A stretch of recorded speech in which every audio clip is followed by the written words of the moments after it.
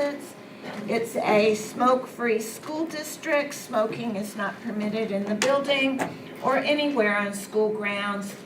And in addition, we're a hate-free and bully-free school district. So now we have, let's see, the minutes of the February 2nd meeting. Is there a motion to approve the minutes of the February 2nd meeting? So moved. Mr. Parker, is there a second? Mr. Pacini, any questions or discussion? I have a motion to make a correction to the minutes of the February 2nd. Is that a motion to correct or a motion to add? It's not a correction, it's an addition. Okay, Motion for an addition. a motion for an addition. Yes. Okay, so are there, so you've made the motion to add to the minutes? Correct. And is there a second for that? So it would be a Mr. motion to accept the minutes as amended, right? It would be an amendment to the minutes. Well, you would accept the Right. addition, and then if you accept the It addition, goes, then it goes back to the original motion. Okay. yeah. So we've had that seconded. So what we'll be voting on is whether to entertain the motion to add to the minutes. Well, I would first have to read you what my additions would be. Okay, procedurally, we got that right? You can either proceed to read them, or if it's already been distributed and posted, then that's also acceptable. I did send them to the board. I asked for copies to be made. I don't know if they've been distributed. Did everybody read it? I did read it. Do you have copies? I did not. Okay. Chris did not? I saw the email, I didn't read all the additions, I didn't get a chance. Okay, then why don't you hand it to Chris? The clerk has the, they're on, I'm gonna make an addition to the second meeting too. They're all on one page. Thank you, my son. I appreciate it. Would you like me to read what they are? All right, so this is, even though it's entitled corrections, you really intend that to be additions, right? Yeah, Okay, yeah. all right, so, why don't you go ahead and say what you want to have added? Thank you. All right, for the minutes of February 2nd, 2022, under the Student Ex Officio Board Report, I would like added a final bullet point. Also looking to hold a leadership conference in the spring, more details to follow. That's the first edition. The second edition, under Trustee Felice Report, right after the Capitol Conference, please add 2 summary documents were provided on the executive budget. The speakers noted a welcome change in the tone of the New York State Executive Branch with increased collaboration and inclusivity of all stakeholders. School districts could expect to see increased funding for digital access and school nutrition. It was recommended that Board of Education districts who have not already scheduled appointments with their local representatives do so during the Capitol Conference week. And my third addition under Trustee Aruta's report, after the website subcommittee meeting, is to please add and wanted to thank the district clerk, Christine Flynn, for the wonderful work she is doing on behalf of the committee. Those are the 3 additions I'd like to make. Okay, so you've made the motion. Is there any discussion about it? I have, so in that case, the vote will be on whether to add to the minutes of the February 2nd minutes that were already provided with those items added. Is there approval for doing that? Okay, we have votes and the motion is passed. So we've approved the minutes for this February 2nd meeting. Now we will go, I believe we have to go back and Back. approve the minutes as amended. okay, thank you for that.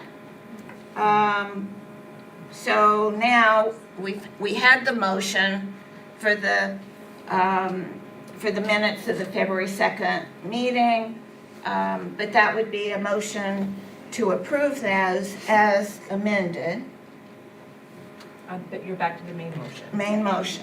So now, the minutes as amended, we've got the motion, it was seconded.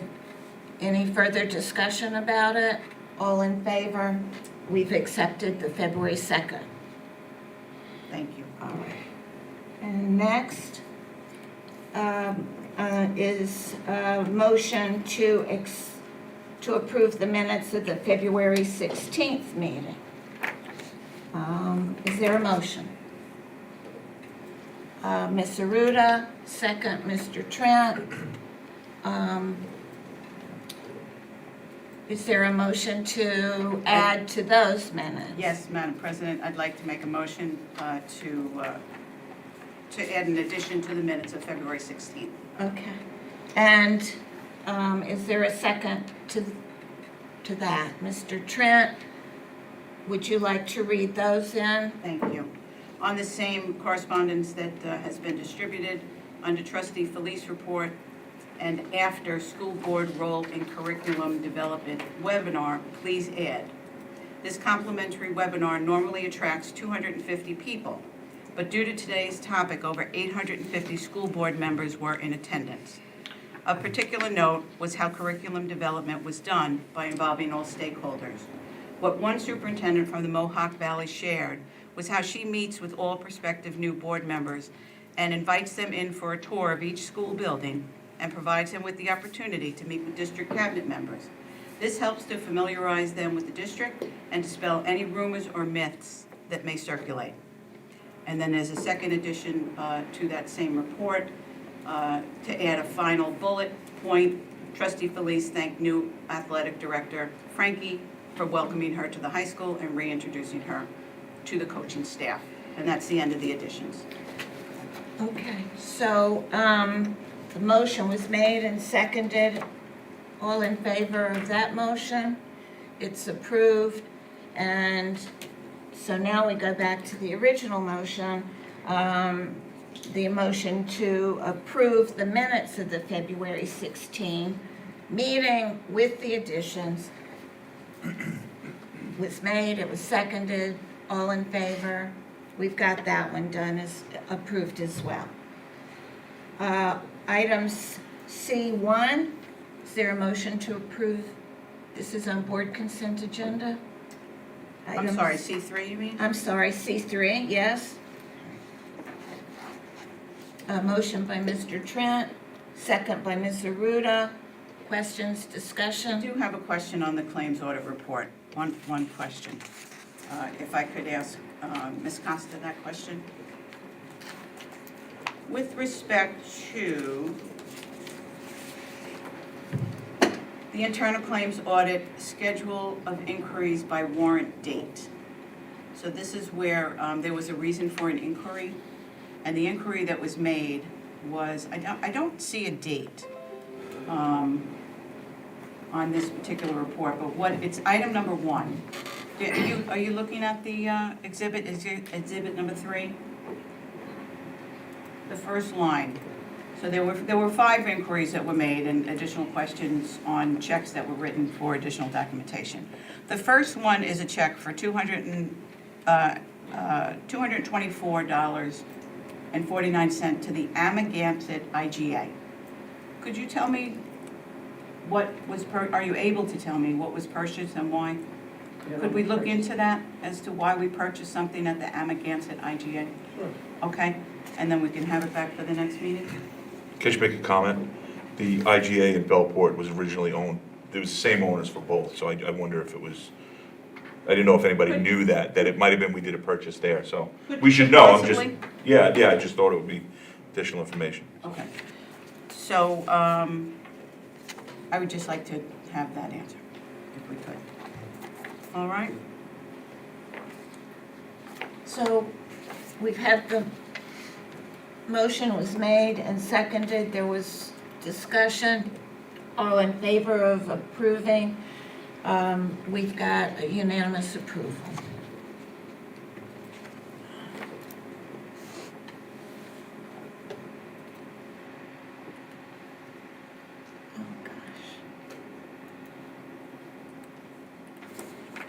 so sorry. I just lost the connection here. Got it, yeah. No, that's not it. And then you'll go to board docs. Not on. See?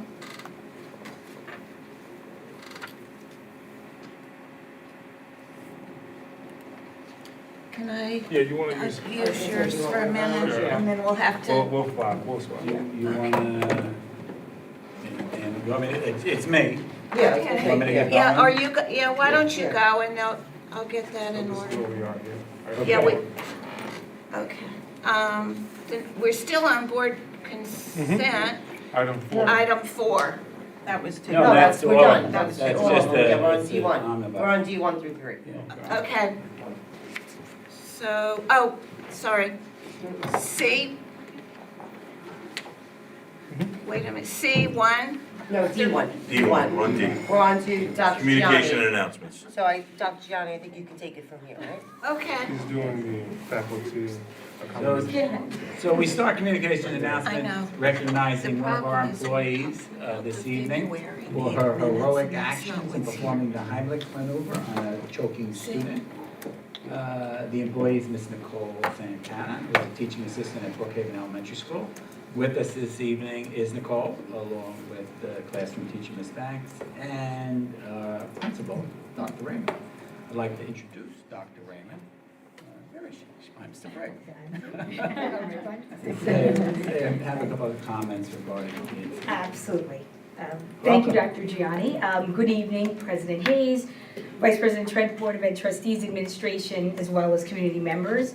I truly appreciate this opportunity to recognize, as Dr. Gianni mentioned, the heroic efforts of one of my own staff members in utilizing the Heimlich maneuver on a student. I've had the pleasure of working with Ms. Santana over the past few years, and during this time, I have had the opportunity to see just her compassionate nature and always keeping children at the focus of everything that we do.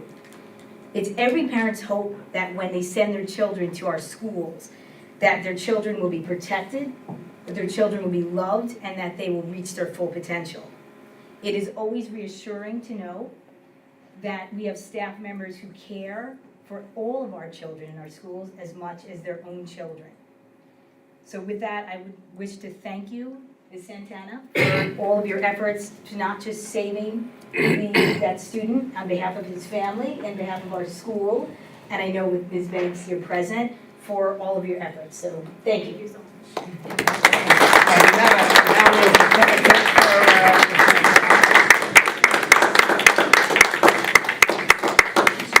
Yep. Ms. Banks, you want to do a photo op? Do a little photo op?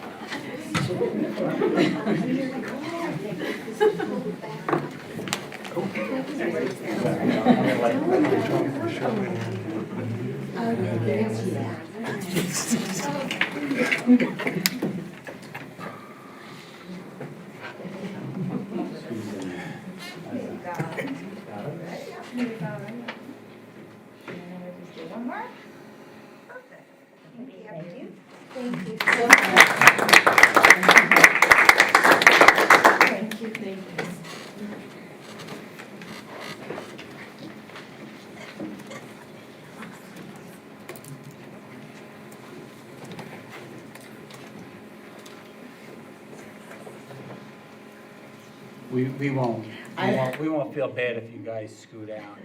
We understand. Thank God. Buildings to run, so we'll all be watching. We you know why you leave, sat near the door. We won't be talking about you as you leave. And if you want to follow the budget presentation, you can watch it on YouTube at your convenience. Thank you.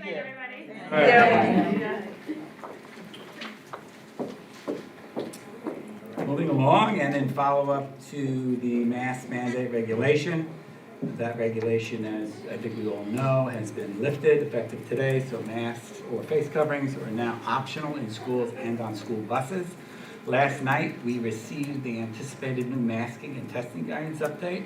I've added this as an item for discussion later in the evening, as I will need some guidance from the board with regards to some of the recommended items in the guidance, but not required. As of yesterday, we have 861 known positive COVID-19 cases that have been reported to the district. These 861 reports include 245 faculty or staff members and 616 students. The last COVID positive report received by the district was on February 18th. So we have not had none since right before break. Also, as of yesterday, the current count of faculty or staff quarantine resulting in close contact in our schools is 0, as well as students of close contact is 0. This number is unchanged from my report at our last board meeting. And with regard to weekly testing requirement for employees not fully vaccinated, that has been extended through May 29th. As such, we will continue to provide the on-site weekly testing on Mondays for faculty and staff members that need to test weekly or simply would just like to test. Testing continues to be from 2:30 to 4 at Belport High School. We are making a shift in the distribution of the over-counter COVID-19 test kits that we have been receiving from New York State Department of Health. Those that walk by the office are lucky. We had a delivery of 19 boxes this morning. We have more over-the-counter kits that we can do with. So if anyone needs them, please just reach out. So beginning tomorrow, the shift, what we will be doing is parents can simply request and pick up test kits from their child's school. That's going to happen Monday to Friday during school hours. Just simply notify the school, let them know you're coming, and you can pick up as many test kits as you would like. Dr. John, Yes, sir. are we giving them to other organizations like? We are giving them to everyone, so much so that they have asked us to stop bringing them. We have delivered to the libraries, the churches, all CBOs, anybody who would like it. We use the community network to reach out to folks, and we have been continuing to do that. So we have enough for everyone. So even people who have no children in school could come into district office? So Do we they need to call first? So we started doing that over the midwinter break, but what we will be doing beginning tomorrow is community members can pick up test kits right here at Central. You don't have to call, just stop in, come into the main window, and Wendy will be happy to hand out whatever kits are needed. For those of you that are at home, central office is located at 189 Dutton Avenue here in East Patchogue. And again, no need to register or sign up, just simply stop by to pick up the kit. And then I have a couple of items to report with regard to discussions from our previous meeting. At our February 16th board meeting, a trustee had asked for information regarding the $20,000 transfer out of security overtime budget code. These monies were transferred to the budget code titled Salary Overtime for Responders because the state defines functional activity for security costs. This transfer aligns the recording of these costs in the proper state-defined functional area and ensures proper ESSA and transparency reporting. Also, in follow-up to an inquiry by a trustee concerning the salary of the Assistant Superintendent for Finance and Management Services, that salary can be found in two codes. .25 full-time equivalent position is charged to the business code, and .15 full-time equivalent position is charged to the transportation code.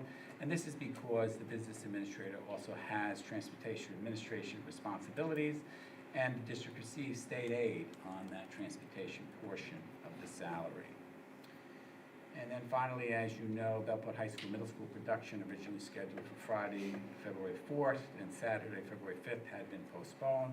We have just received the final approval from the musical licensing company of the new dates, which are Friday, April 1st at 7:30, and Saturday, April 2nd at 2 and 7:30. And that is all the announcement I have, President Hayes. Okay, thank you. You're welcome. So the next thing would be any trustee and advisory committee reports. Ms. Aruda? Okay, Mr. Piccini?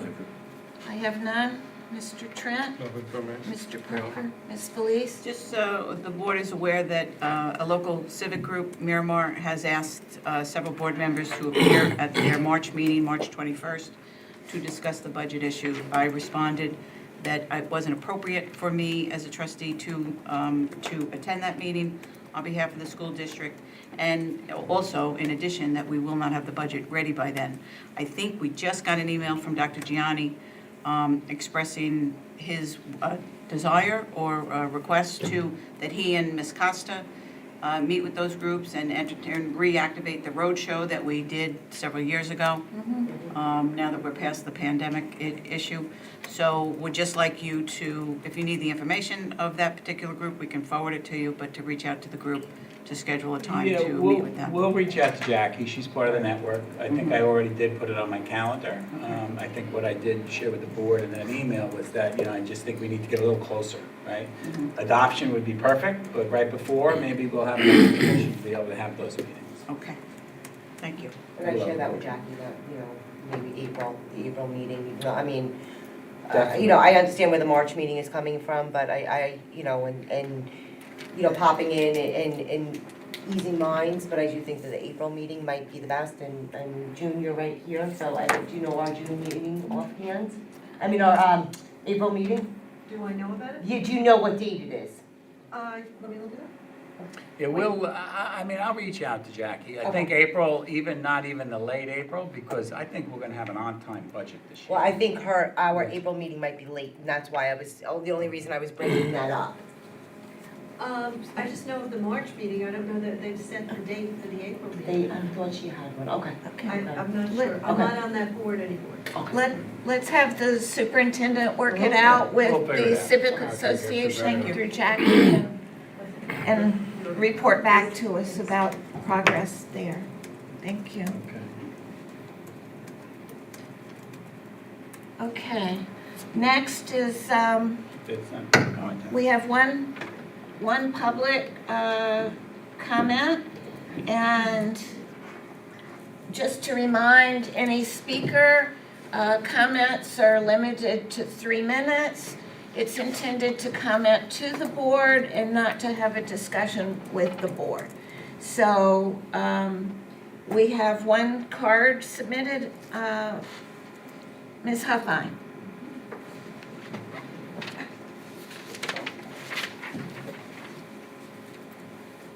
Hi, where are the cameras?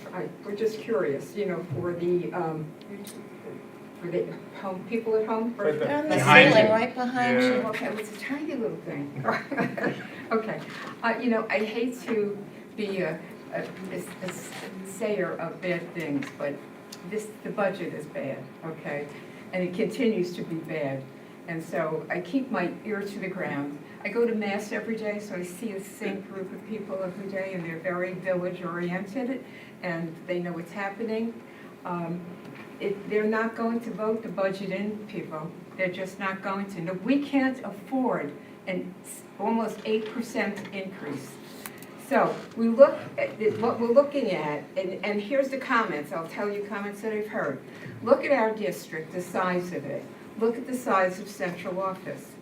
Now, we either combine central office with another school district, or we cut central office and do shared services. We cannot afford the increase in salaries. The salaries are horrendous. I have the whole little printout of all the salaries. Increases in salaries are ridiculous.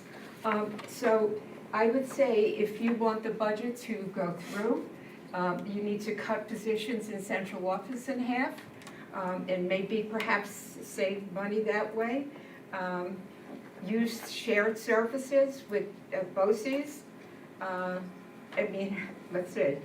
It just administration. It's like Frank P. Long. It's like an increase of $5,000. Middle school from one year to the next. Middle school is almost $100,000 for some reason. Kramer Street School is $3,000. The high school is, it looks like $108,000. This is crazy. It's insane. We can't afford this. So you're going to have to look at it and either freeze salaries for administration or do something. I don't know what else you could do. But it's not okay with me. It's not okay with most of the rest of the village and community. So I thank you very much for listening. Thank you for your 3 minutes. Did you get all that, Joe? And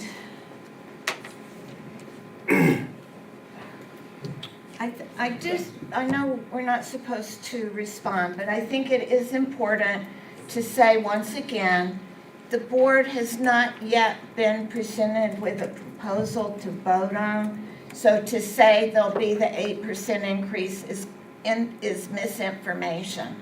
And we need to focus on going through the budget process and getting all the information we need in order to make the best decision that we can for the district. So we go to our next item, which is our budget presentation. Yes, thank you. Our first item for discussion is our fourth in a series of budget presentations. The presentation is in the area of curriculum and instruction. It will be made by our Assistant Superintendent for Finance and Management Services, Ms. Christine Costa, with the assistance of Ms. Doyle, our Assistant Superintendent for Curriculum Instruction and Accountability. I'll turn it over to Ms. Costa. Thank you, Dr. Gianni.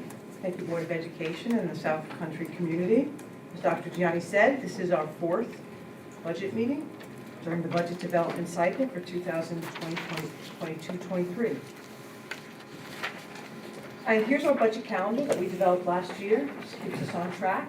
And one of the measurable items on this calendar is that on March 1st, we are legally required to file with the New York State Office of State Controller the property tax cap calculation.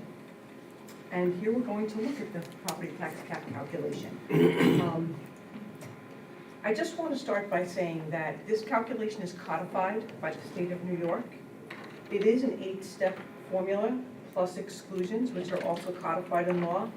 But the March filing deadline date that is set in law, and we have to file by March 1st, even though the Board of Education has not yet set the tax levy that they're going to go forward with to the public. And because of that, because that's how it was written into law, the Controller's Office allows us, after we meet the March 1st filing deadline, to go in subsequent to that and amend it for whatever levy the board decides to go forward with. So this is the 8-step tax cap calculation plus exclusions. And we talked about this during our second budget meeting during the budget development process in detail, but we can go through it again quickly. Again, it is the 8 steps that are identified here. Those 8 steps end in the tax levy limit. You'll see the tax levy limit on that page at $65,820,000. That tax levy limit actually comes to an increase of 2.29% for the district. And then also codified in law is the exclusions that you see in the center of the page. The exclusions are also allowed by New York State law, and they are excluded from the above calculation because they are add-on taxes. And they fall in 4 categories. We only have one applying to us. It's the capital exclusion, but the 4 categories, I'll talk about them quickly. The bottom 2 are for the retirement system, ERS and TRS. The state has written into law that if either retirement system increases their rates by more than 2 percentage points in a year, you can go to your public and tax them for that additional increase. That's written into New York State law. The other one is if you have a tort or a judgment greater than 5% of your prior year tax levy, for whatever reason you may have had a settlement, you're able to go to your public and you can tax them for the settlement for the dollar amount that is over 5% of your prior year's tax levy. And then the exclusion that pertains to us and most districts is the exclusion for capital local costs. And that exclusion is you take your costs of improvements or renovations to your facilities, and that usually comes in the form of your debt service payments for bonds that you have had. You reduce that by any building aid that you're receiving from the state of New York, and the result of that calculation is the net cost, which they consider the local cost. That's the cost you would go to your local taxpayer for.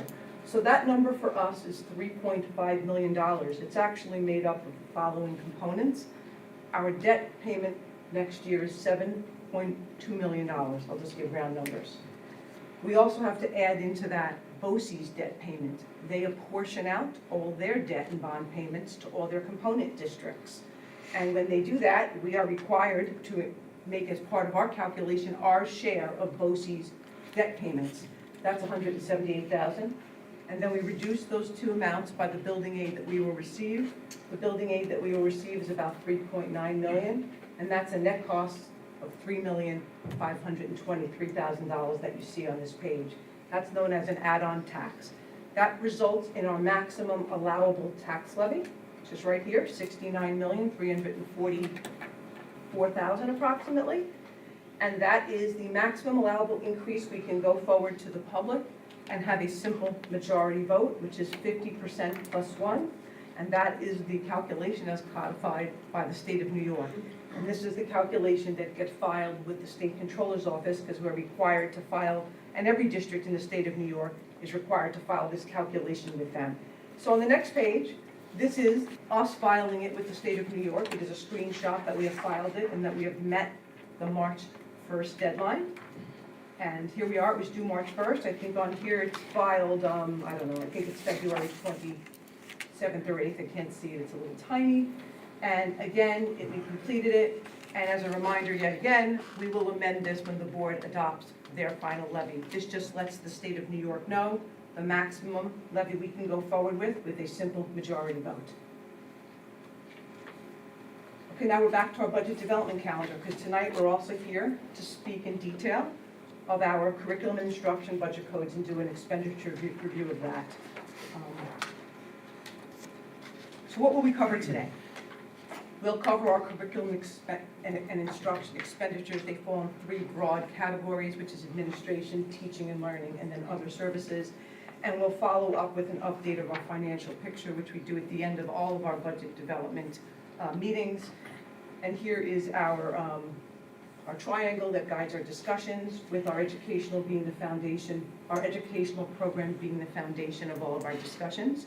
And it is balanced with revenues and expenditures equaling to support that program. So what's included in the curriculum instruction budget code? It's the 2000 range of budget codes. It is the largest area of the budget. It includes administration of instruction. It includes our curriculum and instruction.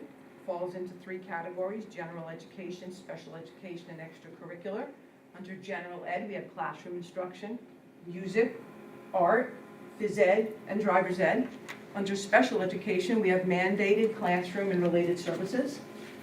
Extracurricular is made up of our clubs and our athletic program. And then the other services that fall under curriculum and instruction are career and occupational education, summer school, library services, instructional technology, attendance, guidance, health services, psychological services, and social work services. We're going to now look at each of these areas in detail. So we're going to start at curriculum development and supervision.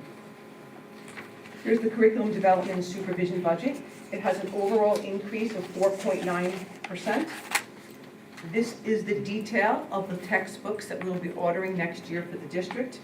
You'll notice that the first four categories, math and focus, amplify science, the level of literacy, intervention, and Fonteness and Pinnell are programs we have, and we're continuing buying the resources we need for those. On the bottom, you'll see that there's an allocation for STEM, and that's actually a pilot program for our STEM to look at textbook resources in the following categories: geometry, living environment, and algebra 2. So that is a new initiative for next year. In addition, in this area, we have two budget lines, which is our BOCES services and our supplies, that have some increases that I thought was worth speaking about. In the BOCES category, what is covered here is professional staff development services, test scoring services, and my learning plan. But what is new to this code for next year is services with BOCES related to our improvement plan, because we are a target district. So there are new costs here related to that. We are a target district with the state of New York. And then for our supplies, you'll see an increase in that line, and the increase in that line is really related to classroom libraries, literacy materials, and math manipulatives. And in prior year, those were covered by a grant under CEIS. CEIS is Coordinating Early Intervention Services, and we are unsure if those grant monies are going to be available next year to cover those costs, so we had to add them to the supplies here. If they are, it is determined later that the grant comes through for those supplies will not be bought out of the general fund. We will move them to the grant funding, but at this point, we do not have confirmation of that. Next area of the budget, supervision of regular school. This is our building supervision.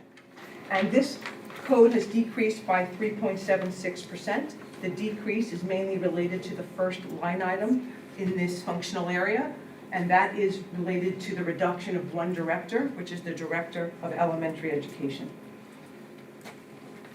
Ms. Costello, Sure. that is the administrative position that is being reduced because of attrition? Not attrition, that position has not been filled. It hasn't been filled, okay. That was the elementary ed position that was budgeted last year, and we chose not to fill. It remained in the budget, and it's one of the administrative reductions this year they proposed. Gotcha. Okay, and then under postseason staff development, this code has a 61% decrease. It's really an alignment of our budget to actuals, and we spoke about that last meeting, what that means. And what's charged to this code is our long-range planning services with BOCES, which includes enrollment trends and demographic information that we continue to get from BOCES each year. Now we're moving into the largest area in curriculum and instruction, and that is our general instruction area. It's so large that we have to put it on two separate slides. So this slide is actually salaries only for our instructional program, and this area has a 1.1% increase. Actually, this is contractual increases coupled with decreases relating to aligning our budget to actuals. But what's included in this area, which I wanted to note, and we'll talk about later in another slide, also, is that this area includes the addition of an E&L teacher. It includes an addition of a 0.2 FTE so that we can continue our efforts and provide release time for restorative justice practices that we're doing in our secondary schools. And it conversely includes the reduction of 4 math coaches due to attrition and the reduction of 1 reading teacher due to attrition. Well, are we gonna do questions as we go? Do you wanna hold to the end? I just have like quick ones are popping up and I don't know if you want me to wait or not. Whichever you prefer. I think we should do it now. It's a long presentation, so I would, Sure, go ahead. and this is just a dumb one if you really wanna know the truth. You know, $5,000 for perfect attendance at elementary? Are we really promoting attendance in the days of COVID? Contractual obligation, Is it? Mr. Puccini, it's in there, it's in the collective Oh, this is It's staff, teaching, right? yeah, this Okay, I is just wonder what, They get okay. paid if Oh, they- I know it, all right, now I know what it is. Never mind, we got it. Okay, and then this is the second half of the largest functional area in curriculum instruction. This is non-salaries, this is all their supplies. This has a 1% increase in this area, and it's, again, this is related to the request from the buildings for their supplies and things they buy for their buildings. Okay, now we're gonna move into art. Art has an overall decrease of 11.2% in this functional area as we align our budgets to actuals. You will see that it takes into account anticipated contractual increases, and it continues to have equipment in this budget code, and the equipment is going to be used to upgrade the computers and Macs in the labs that we use for our art program.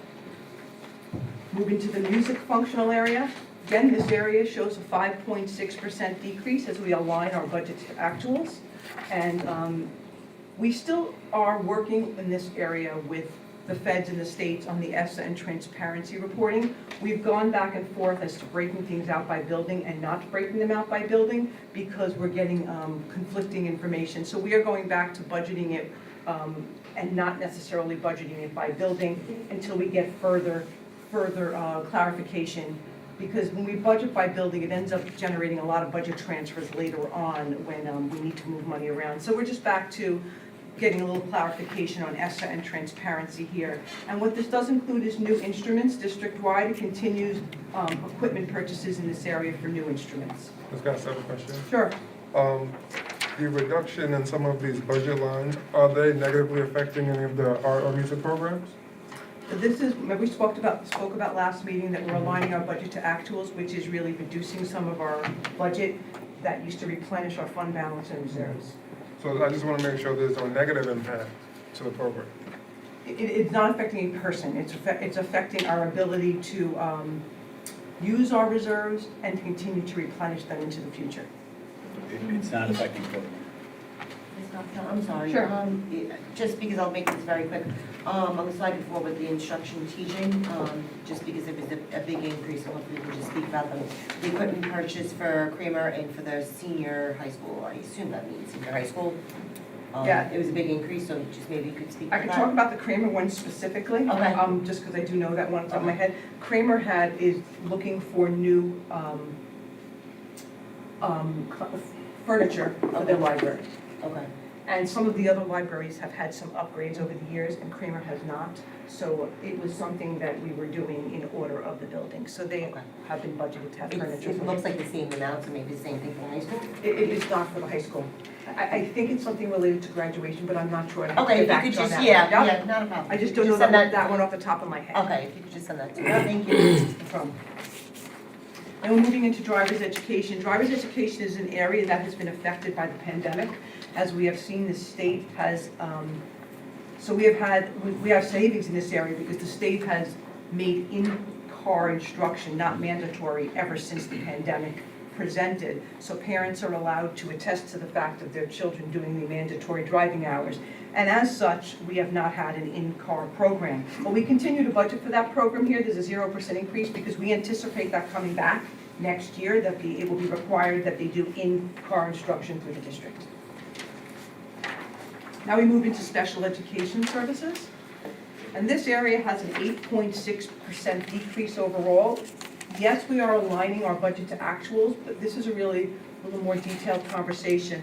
There's a couple areas in this budget, I just highlighted them on the screen, that we were anticipating as we move through the pandemic to see increased learning loss with some of our students and additional services that they would need. You'll actually see that from 2021 to 21-22 in the areas that I highlighted. That growth in expenditures has not materialized to date. So we are watching that between the business office and PPS closely. We have made an adjustment to next year's budget based on what we think the needs of the students are, which we were able to bring that down. But we do continue to watch this closely as the effects of the pandemic are not fully known yet for our students. And there may be a delay in the fact that they may need additional services. So that's really what the decline in this area is related to. But may I just ask? Yep. We have enough in this, what you're outlining, in order to meet the needs of the students who need the services, is that right? We have enough to meet the needs of the current students and the anticipated growth if there is more need. Okay, so now we're moving into career and occupational education. This area is seeing a 12% increase, but it's really an increase in the BOCES outside career and tech program and a decrease or an alignment to actuals in our in-district program. So what this is we send kids out to the career and tech programs at BOCES, and we have seen that increasing as we've sent more kids over there. That is calculated on a 3-year rolling average, is how we pay BOCES. You'll see here that our 3-year rolling average for our students enrollment is 71, 81, and 97 students. We are anticipated to have about 125 students in the following year. So this number will continue to grow as we move forward, and then we get a rate for the program from BOCES, approximately $14,000 a student, and that is how that is calculated. And coupled with that is a decrease in our in-district occupational education program, which is aligning our budget to actuals for that. Now we come to our summer and special schools. We are showing that our summer school instruction to stay about the same for next year, but you will see there is a decline in the BOCES special schools. This is the line item where the remote learning option was determined by the board to be offered in this school year, and this includes the cessation of the remote learning program for next school year. And you're not seeing a straight $650,000 decline, and that is because in this year's budget, we have not finalized costs with Mohawk Valley and Genesee, and we will need a transfer into that code to cover the costs for this school year. So, Ms. Gus, I have a question. If we're not able to do remote learning anymore, that 600,000 is saving? yes, we're removing it from next year's budget, yes. But we don't know that yet. It's currently being proposed. That's what we're proposing right here, to remove the remote learning. Oh, I see. Okay? Okay, now we move to library services. And library services is showing a decrease, 5%, and that's really related to aligning our budget to actuals. It includes anticipated contractual increases for employees, but it also includes aligning our budget to actuals, and that's what the decrease is related to. Structural technology. We're really seeing what appears to be a slight increase, but it really isn't in this code. We have noted in building the budget that there is one item in the first line item that has to be reclassified to our administrative technology code. We have actually administrative technology and instructional technology. We spoke about administrative technology in our last meeting that we had, and we have to move approximately $50,000 of costs over to there to be in compliance. So it's really not a reduction to that line, it's a reclassification. What line is that, Ms. Costa? First one that's First highlighted one. in red, the first one is just a reclass of that $50,000 So where does that 50,000 go? in A1680, Which is not on this page. which was talked about at the last meeting when Okay. we talked about non-instructional functional areas. Thank you. And then also we continue our Chromebook replacement program. We replace 3 grade levels per year with the expectation that those Chromebooks last 4 years for those students, and that's what we continue that program going into next school year. Attendance and guidance. This code just includes anticipated contractual increases, collective bargaining increases in this code. Health services, this is our nurses that we have in our buildings. And we see a decrease in this code as we align our budgets to actuals, and we had added some costs to here during the pandemic that have proven this school year that we have not used them. So we are moving back to a more normal, and we have reduced those costs in the health services area. Ms. Costa, Mhm. is there a new nurse in Kramer Street? There is, yes, there is a change from one nurse retiring to a different nurse who is less senior, we'll say. So I see what you're saying, yes, they make less money. Thank you. Is the overtime that wasn't there before because of the decrease in services? Is that why we're budgeting for that now? We saw in the last 2 years that nurses who used to historically not have overtime had overtime to do testing of our athletes and other things that we hadn't budgeted for. So now we are anticipating, we don't know what will come in the future, what additional services nurses may have to perform. So we're now budgeting for that they may need overtime. Psychological services, these are our school psychologists, and this includes a 5% decrease, again, aligning our budget to actuals, and you'll notice in the first line that we have a district-wide psychologist. That district-wide psychologist actually does evaluations for our parentally placed students in private and parochial schools. They are our students, but they are placed in private, parents place them in private and parochial schools. So that's a district-wide psychologist, and these are the psychologists in the buildings. Social work and crisis intervention. This code is seeing a 3% increase. This is mainly contractual increases, collective bargaining increases. But I wanted to just highlight one item here that you may notice that there were costs in this school year that we're sitting in for a social worker. That's actually related to the CARES Act funding. CARES Act funding was the first federal funding that we got related to the pandemic. We are now up to CARES Act, now we're at CRISA, and now there's ARP. So there's many levels. At this level and stage last year, it was required to record the expenses for those CARES Act, how you were using your CARES Act funding in the general fund. All the funding after that, those costs are not going to be in the general fund, they're going to be in the special aid fund, but this was how they required it that year. So we moved the social worker into this code so we can identify that it was being funded by CARES Act funding. And then for 22-23, that person is moved back to the secondary building that they are assigned to. But that position is still, Yes, it was just recorded there related to the federal funding requirement. Okay? Okay. Now we move into our co-curricular functional area. This has an increase related to anticipated collective bargaining increases. But you will notice that there's new equipment line here. That equipment line is to take care of esports, need for computers that esports has, and also theater. Theater has a request for equipment that it falls into the category of equipment, not supplies, so we have taken care of that in this year's budget. Athletics. Our athletic budget is decreasing by I'm two. sorry, Ms. Costa. Sure. Can you just go back to one slide? Yeah, Clipper Publishing, is that a newsletter that gets published? that is the school newspaper. School newspaper, thank you. Athletics, here's our athletic budget, decreasing by 2.2%, mainly related to aligning our budget to actuals. But I do want to highlight an ad in this area. We are proposing an ad for a unified basketball team. That involves 2 coaches, chaperones, transportation, and uniforms. It comes at a cost of approximately $10,000 to the district. And if you don't know what a unified basketball team is, Good, because that I'm was my question. going to share with you what a unified basketball team is. And so this is from the New York State Public High School Athletics website. It's a collaboration between New York State Public High School Athletics and Special Olympics. It's an inclusive sport, ours is basketball, that combines athletes with and without intellectual disabilities to create athletic teams for training, teamwork, and competition. Participation is rooted in the principle that meaningful involvement and inclusive activity breaks down stereotypes and fosters relationships.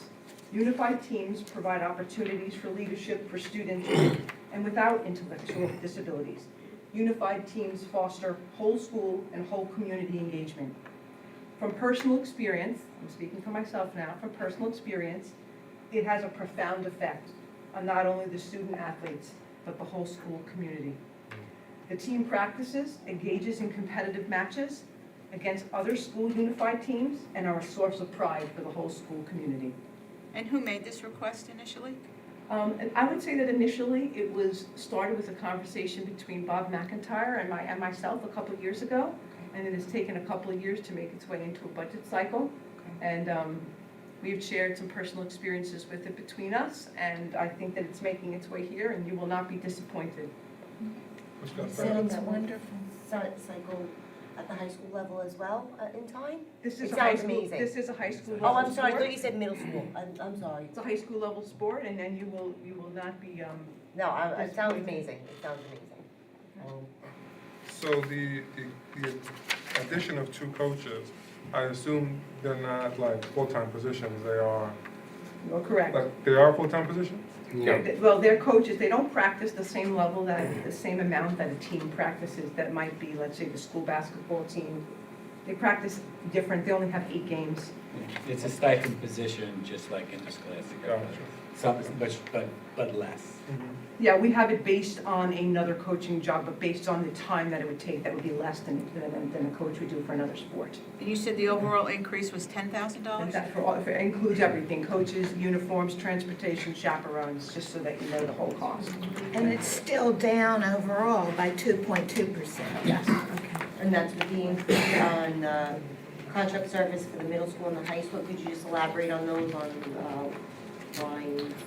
Well, athletics is seeing an increase like a lot of our areas are, because just inflation in general, they go out to contract for lots of things they need. And so lots of the areas of the budget, while we're aligning our budget to actuals, which is pulling back on funding some of our reserves, all across the budget, in all functional areas, we're seeing increases on basic things that we used to buy that are just costing more. So that is really just inflationary pressures on that line.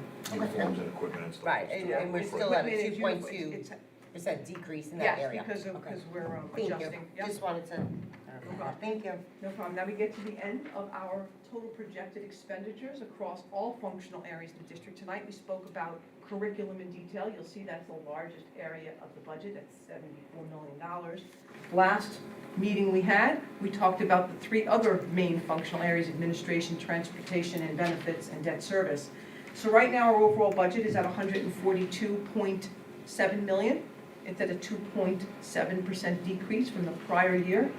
The amounts will continue to change as we go through the process.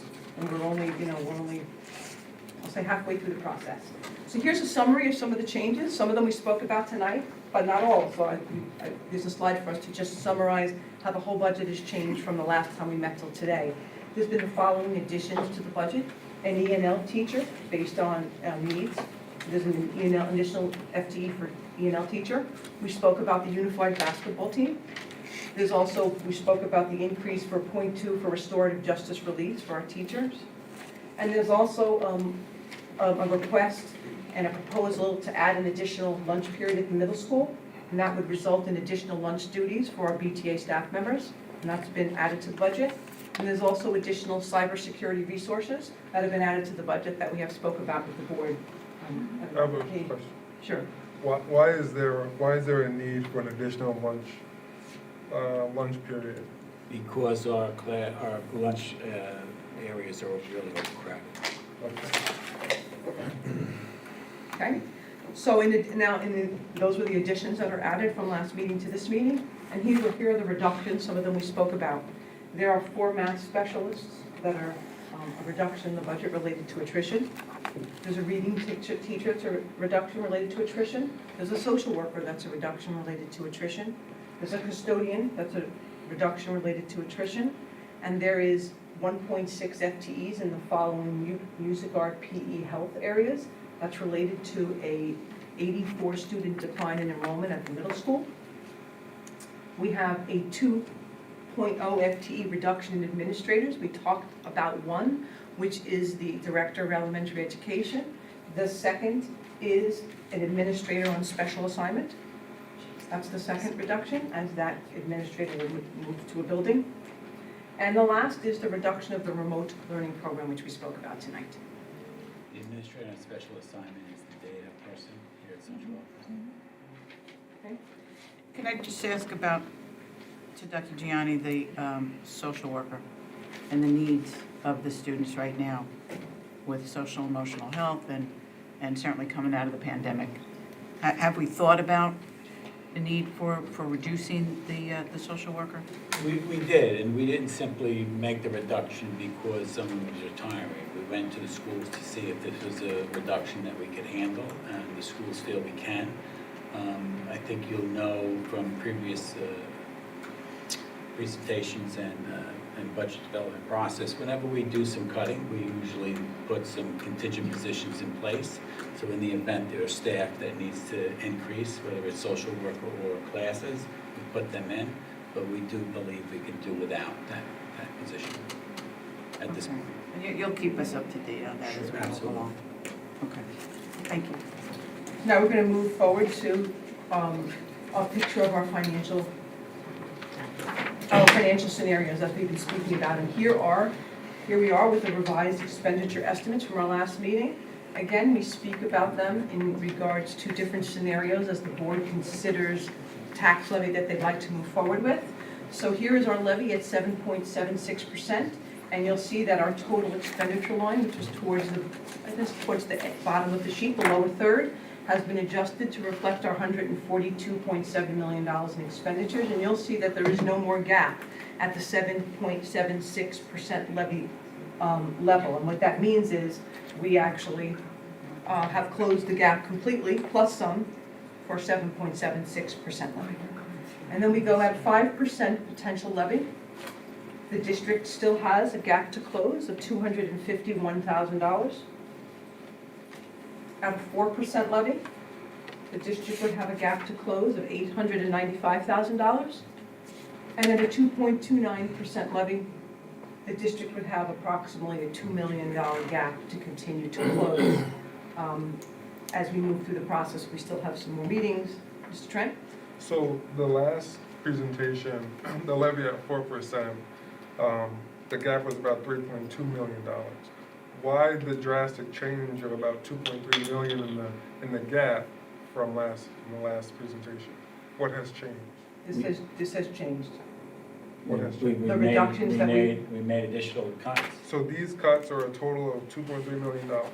I would give you the exact number, but yes, they are. Okay.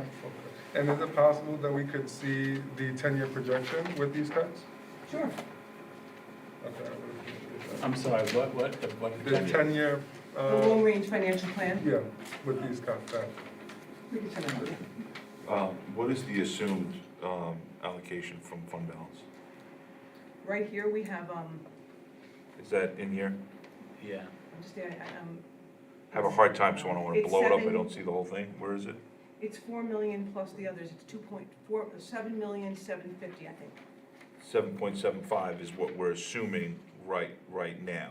Correct. So, not recommending this, but if we said we wanted to go to the reserves for another 895,000, we could go out at the 4% without with a balanced budget. We can, In but simple terms, right? So, remember though that we have reduced our budget with the ability to replenish. no, and I get that. I'm not saying we should do that. I just want to make sure I'm understanding. And then we still have hopes that there is some help from the legislature in here. Because I guess what I'm getting at is I'm more encouraged now than I was a week ago with how some of these numbers are landing based on the cuts. And there's hope that, And we haven't seen the final legislative budget yet it from the might, state. yeah, like, I think there's a feeling that. April 1st. There's a feeling that, pretty much everybody's gonna get a little bit more, and I know that we are working with our legislators to see if we can get some more, as well as some factors to help reduce some of our debt. So am I wrong to feel a lot better today than I did a week ago, is really what I'm getting at? No. Okay. No, I think- You are good. I just wanna make sure, I just, because the scenario has changed a little bit. You are correct, and we'll see a change continue as we go through the process. Yeah, and there's still obviously other, We're still okay. evaluating. Excellent, thank you. And I think, so, and the communities, we're only halfway through at this moment, and we're seeing, great changes right now. The next- Our process. Well, I'll just go to just next Yeah. slide. At our next meeting, we're at staffing right here. We'll be talking about staffing analysis in more detail. And again, we'll summarize our financial picture like we just did that last slide yet again when we do the staffing analysis. And then we have another 3 meetings, but I think we adopt the budget Yeah, at the April 13th. The 30th meeting, I believe, is the workshop. That's the rubber hits the road meeting, so to speak. I think we're gonna roll up your sleeves and decide where you wanna land. Hopefully, we have, the April 1st is the deadline for the state budget, so hopefully we have the state budget numbers by the March 30th meeting. If not, we'll decide. If we don't have the April 1st, can we move the March 3rd? Is that something that we can No, move I think until we'll be all after? right. We'll be And okay? listen, we could always move things if we need to. Okay, that's, Yeah. that's, okay. Correct, and then and then April 13th is the budget adoption, and May 4th is the budget hearing. And it all culminates at the vote on May 17th. Yeah, so at the staffing presentation, I think you will recall, I think the president was here last year, right? You'll see where everybody is, right? It kind of brings it all together, so you can see actually where the reductions in the ads are. And we anticipate making some more reductions before that, so hopefully they're a little closer as well. Quick question, it's another dumb one. We're done with it. No, I'm kidding, I'm just trying to break it down simply. So, off the top of your head, which I know you don't know, but like, where is the number land where we make this gap, the yellow line is a 0? Right, what's that percentage increase for that, to not be, because there's a big difference between 7.76 and 5, right? Is it 6? You know what it is? Well, you're beyond 7.76 now, meaning you have exceeded.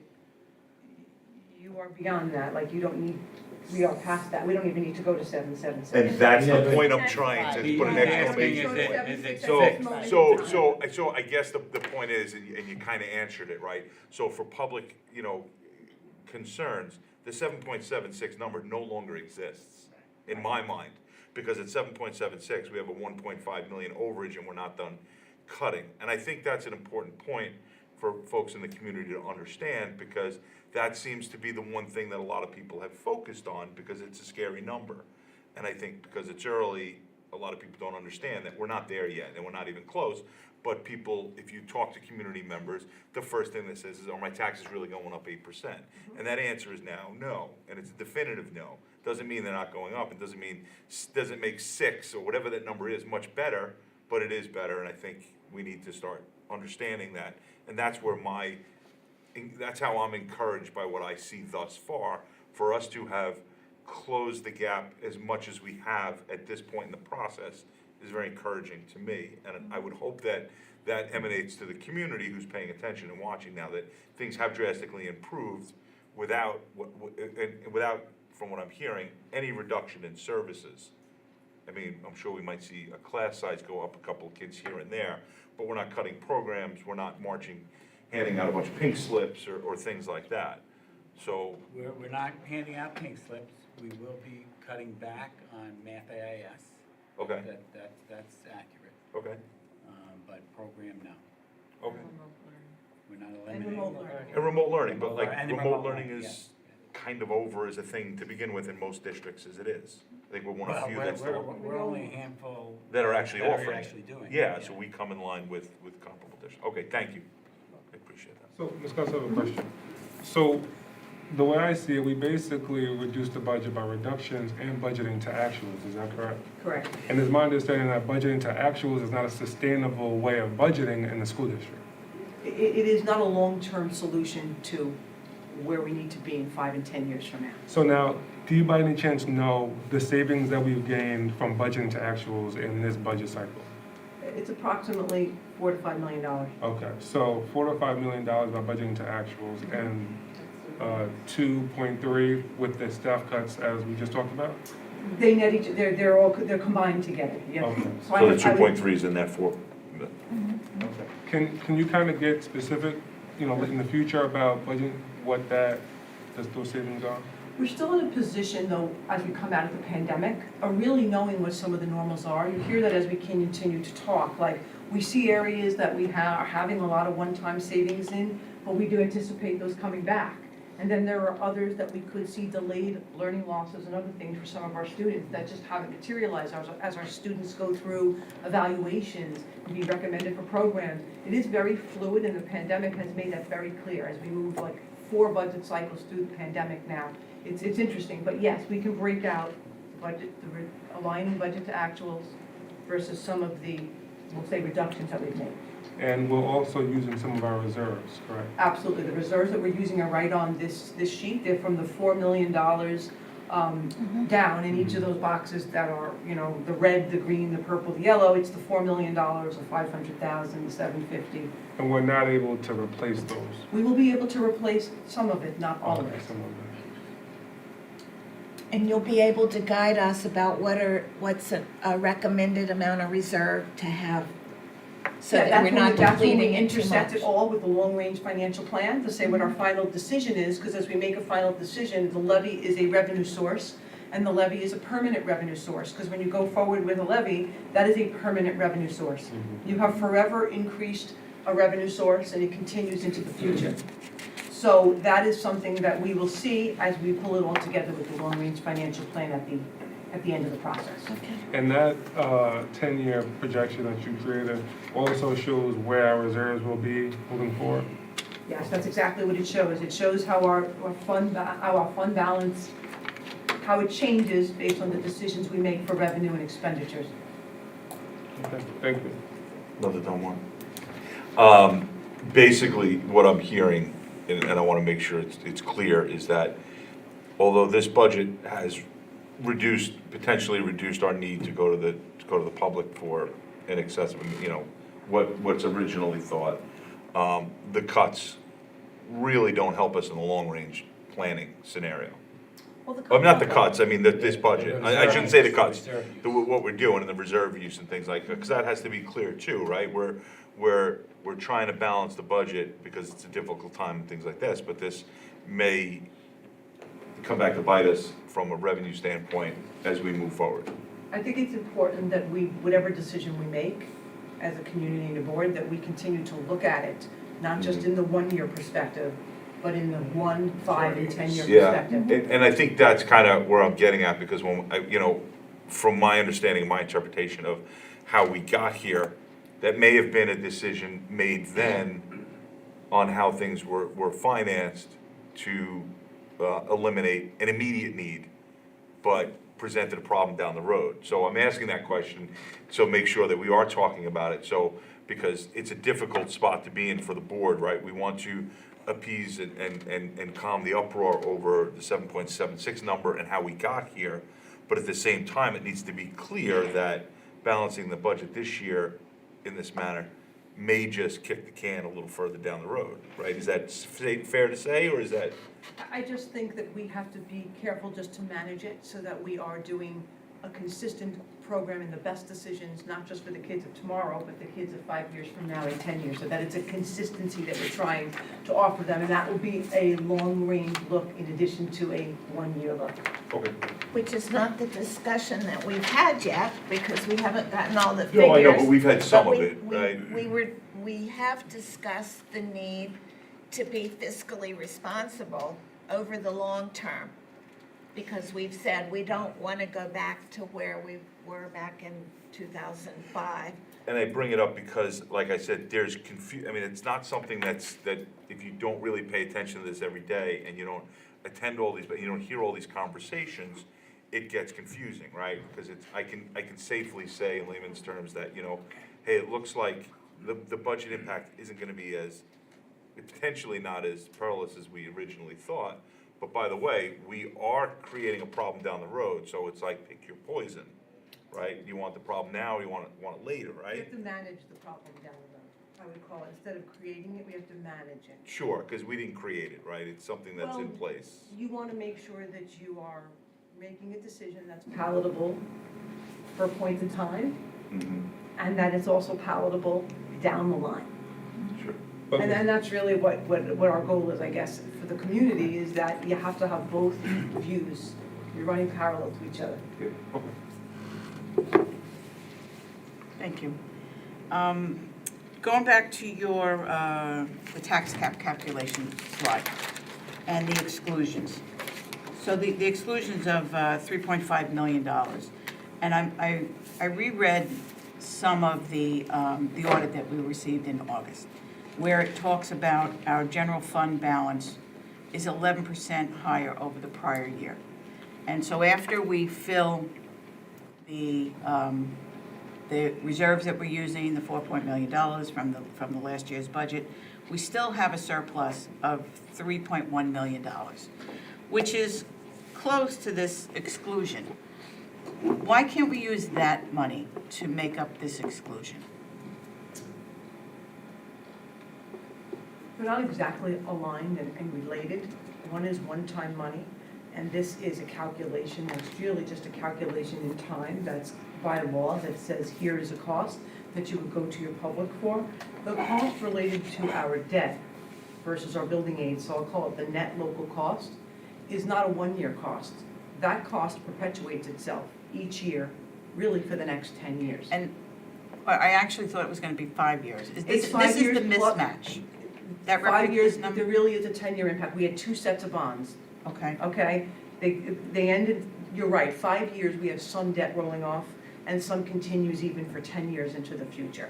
So we have been speaking 5 years, but all the bonds roll off in 10 years for the full picture. So when all these presentations, and I did go back to previous presentations to see if we spoke to the bonds specifically, and we don't.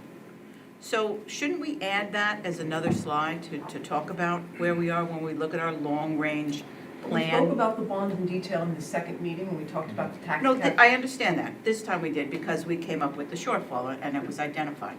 But in other presentations, I don't think we've seen it. I don't know if we have. But shouldn't we have another presentation just on the bonds and where that takes us? If we're going to. That's gonna be the workshop meeting. Okay, so that would be the long-range plan. Yeah.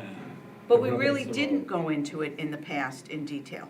No, not Never. really. Okay, And it was okay. because of the situation we're in that we had. Okay.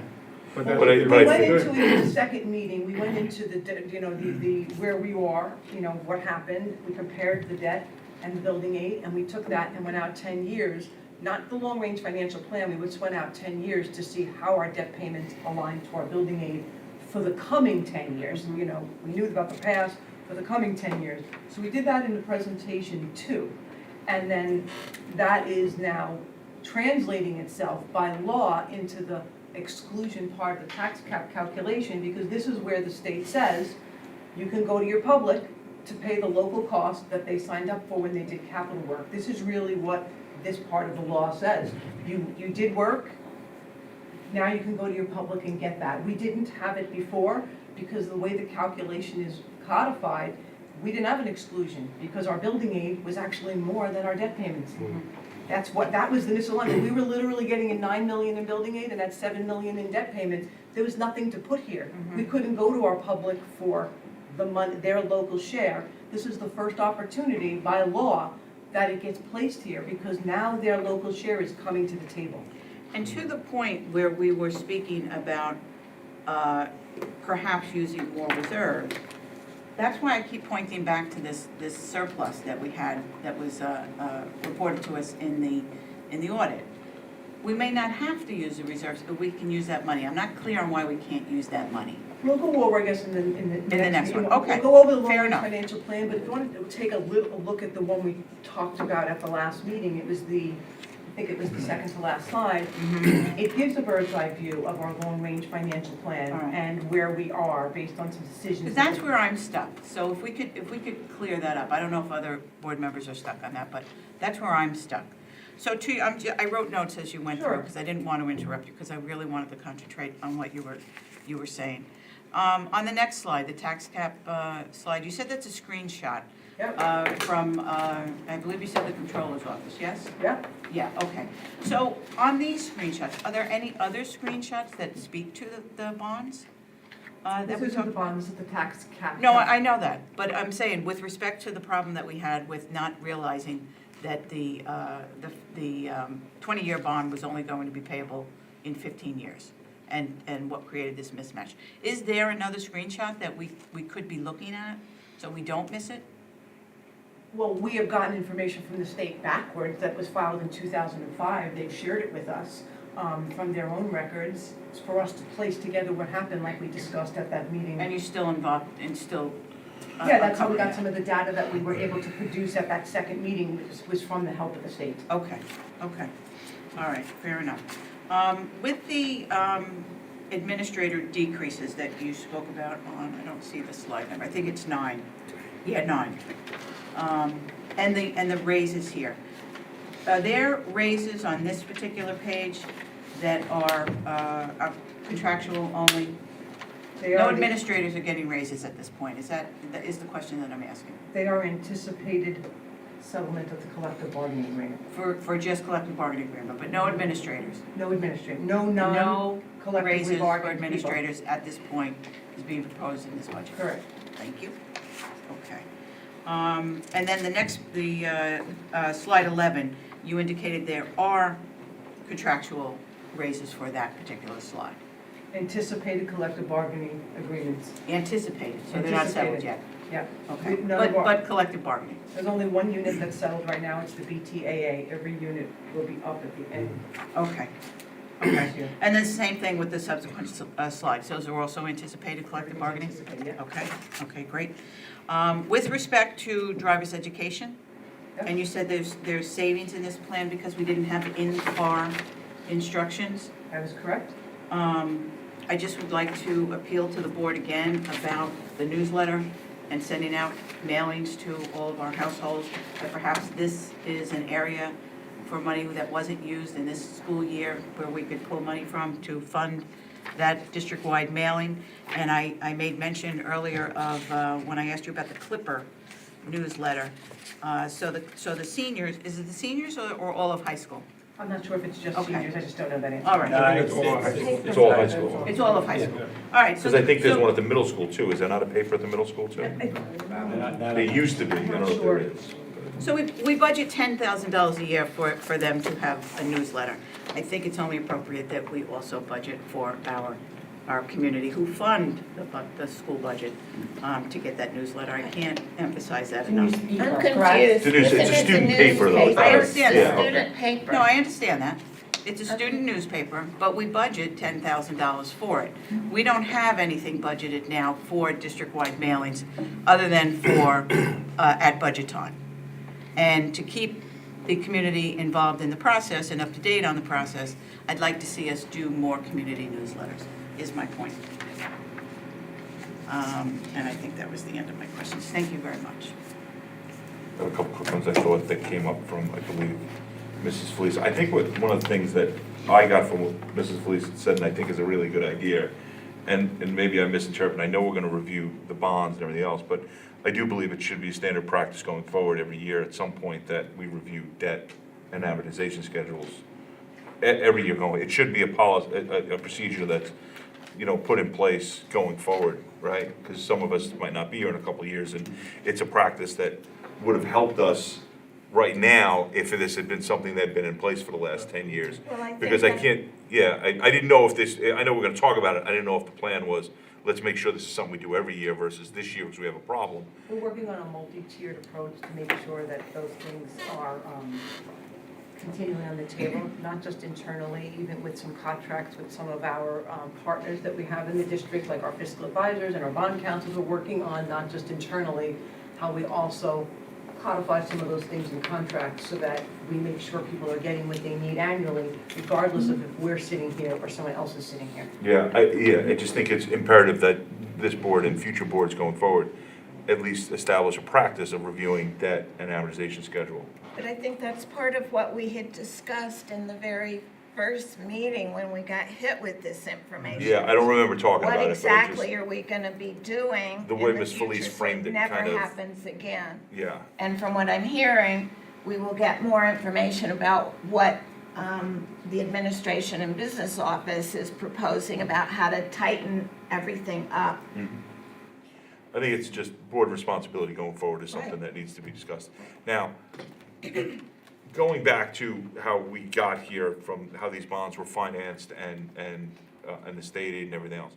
Back then, or if this board right now is standing here looking at a bond and made the same decision, let's say, if indeed this was a conscious decision, which it seems by some of the budget flyers that have been circulated and furnished to this board that, it was clear, right? It was stated in the budget flyer that this was aidable for 15 years.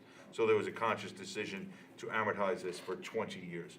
What should have happened, or what could have been done that would have, taken that excess building aid, right? If you said it was $7 million, bond payment and we got $9 million in aid, where legally could the board and should the board of the district have placed that extra money so that it was available now? Because I'm not clear what types of reserves, because we can't just go to any reserve and pull it out, right? So what type of, I'm assuming a reserve would have to be established for that? Well, let's just we'll talk from what happened and what we know some facts now. We just know the facts are, it was a 20-year bond and 15-year building aid. We just know that as a fact. I mean, if it happened intentionally or not, we just know that to be the fact. Mhm. One of the byproducts of taking a 20-year bond isn't just what could we have done with the extra building aid we got every year.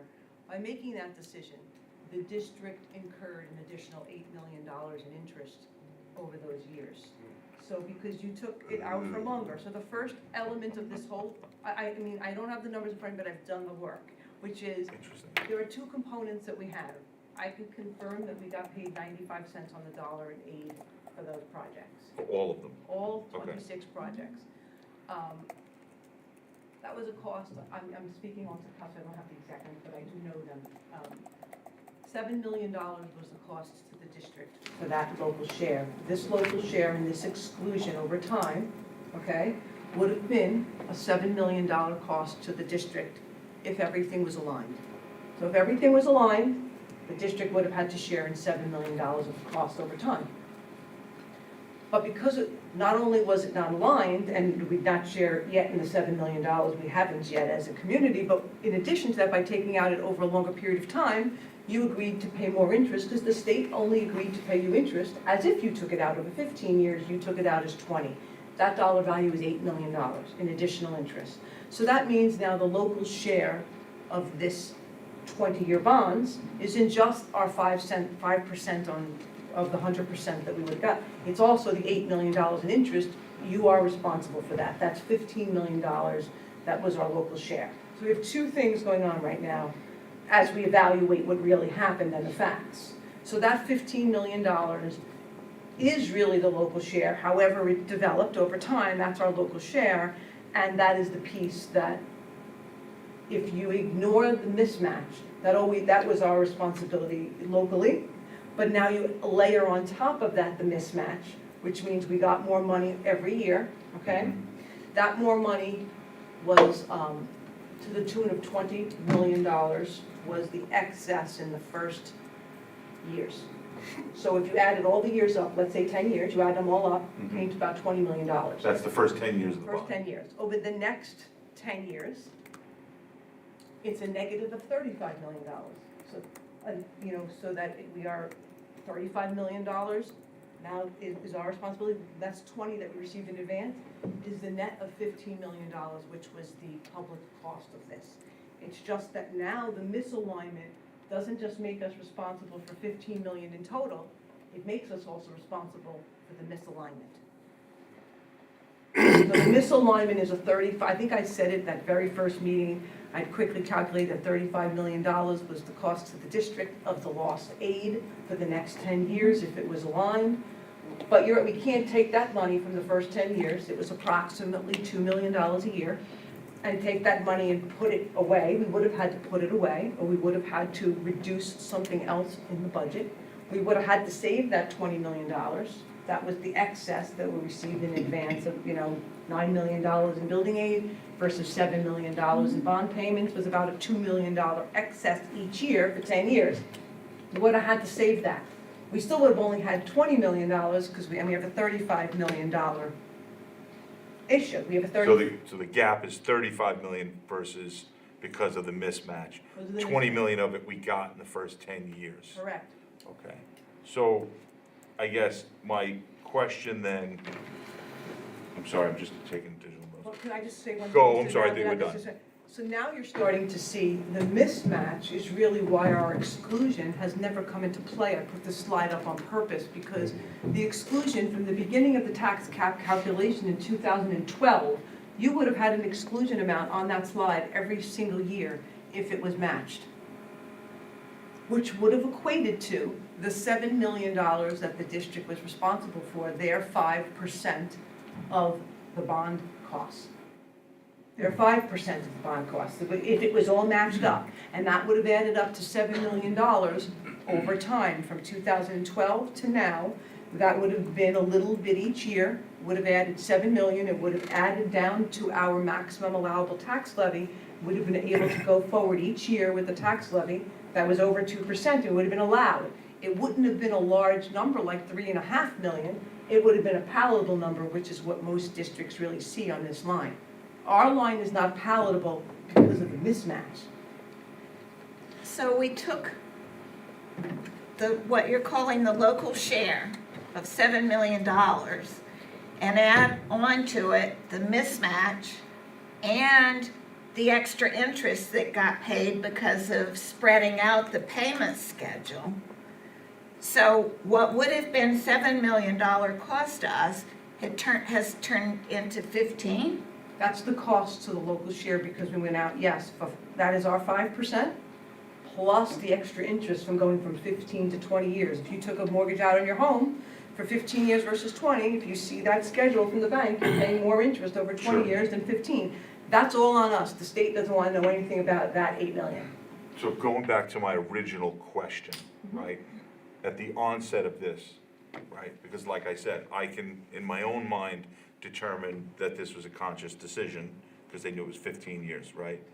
And I have to think when a bond's taken out, it's very clearly stated that the amortization schedule is over 20 years. I can't imagine that's not something that's mentioned frequently. If I'm wrong, with whether it's the business office, the board, and the financial advisors or not, I have to think everybody knew when they were voting, board members and the administration was being presented, that they were gonna amortize this over 20 years, right? Is that a reasonable assumption to make? It's a reasonable assumption. Okay, so if that was an intentional act, what should have happened with the excess money? Is there a specific type of fund that should have been established to put this money in to save for today?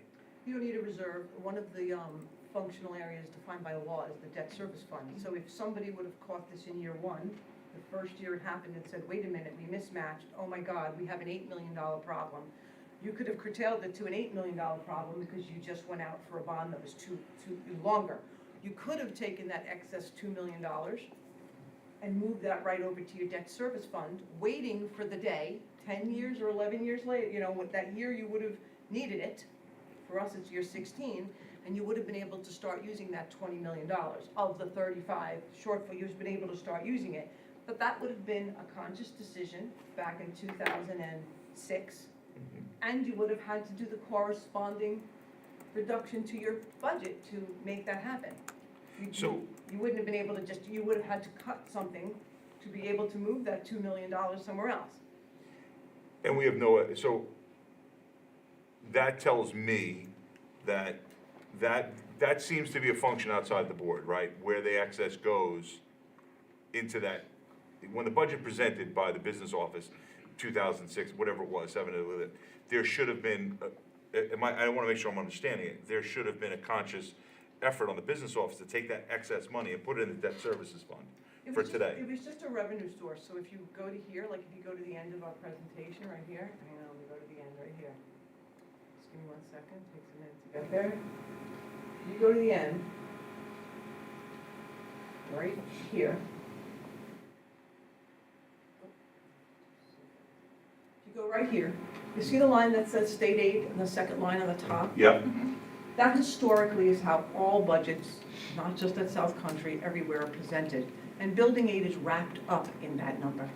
It is not necessarily delineated. So it was one of the revenue sources, just like we have here, that would close your budget. Okay? So if you would have taken, I'm using your example, $2 million, taken it out and said there was an excess. If you take $2 million out of any line there, you also have to take $2 million out of your expenditures down below. Remember, we had no fund balance in 2006. We were in a band to cover our operational deficit. There was no fund balance. So the only place you could have gotten any money from to close your budget was to reduce your program.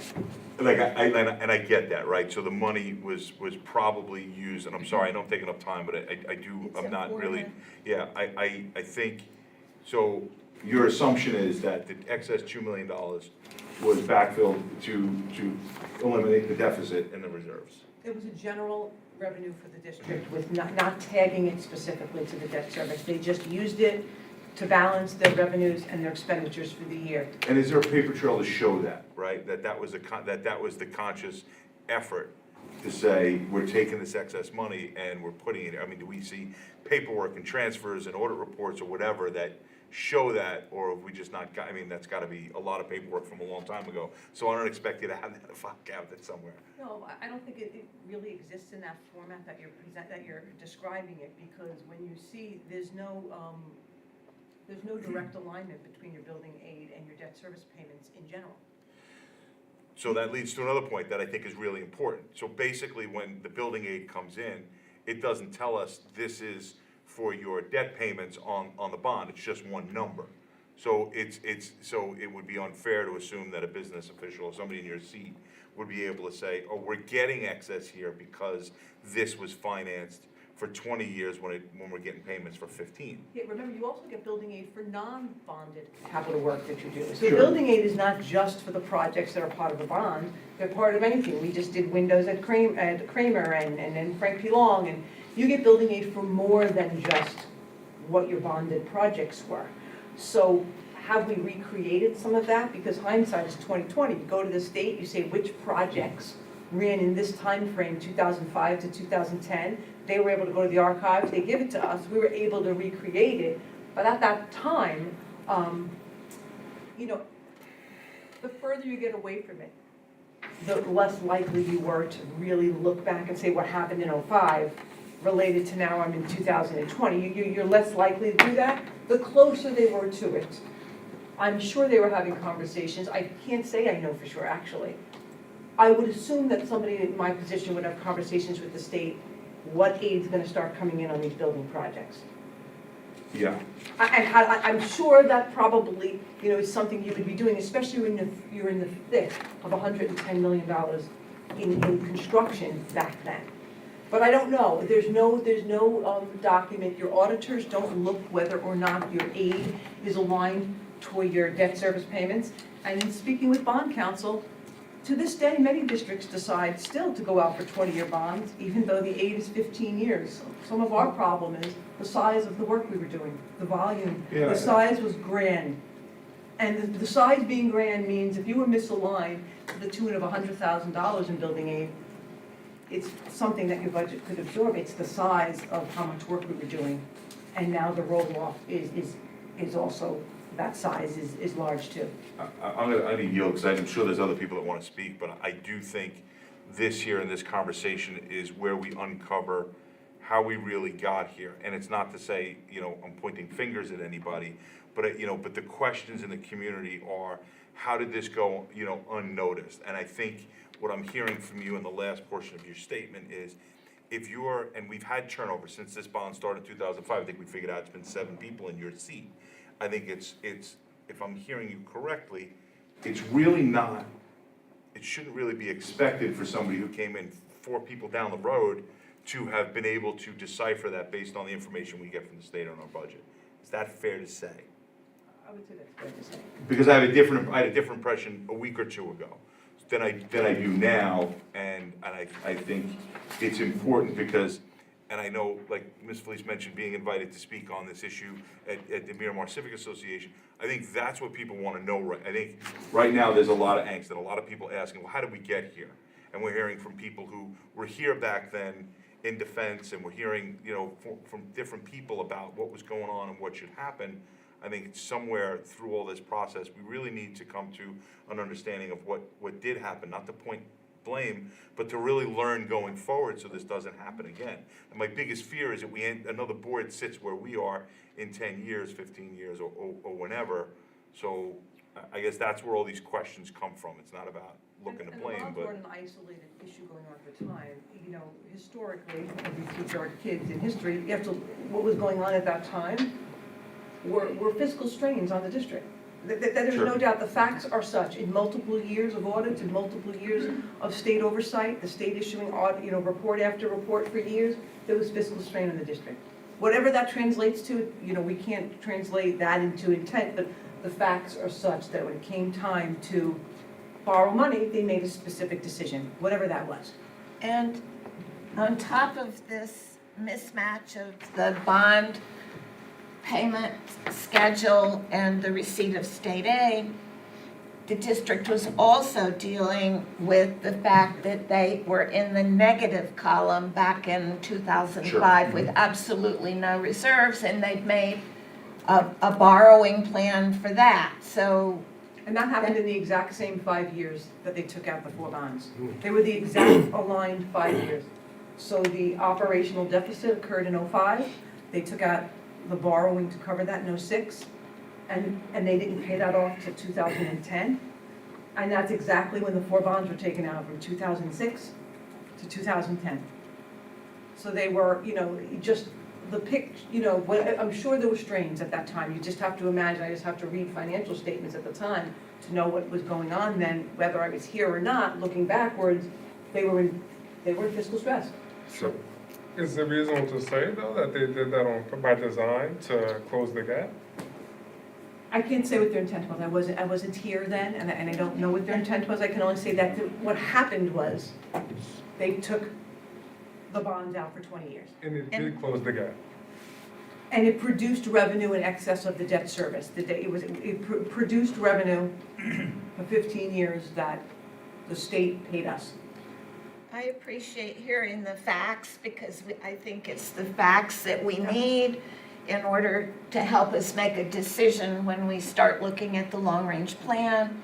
And the facts are also important because it helps us know that whatever structural changes are being made in the administration with regard to dealing with bond counsel or the financial advisors or transfer of information from one year to the next, that all of those things are in place so that when we leave here, we know we've left it better than it was. Absolutely. History is important so it doesn't repeat itself. I am a daughter of a history teacher.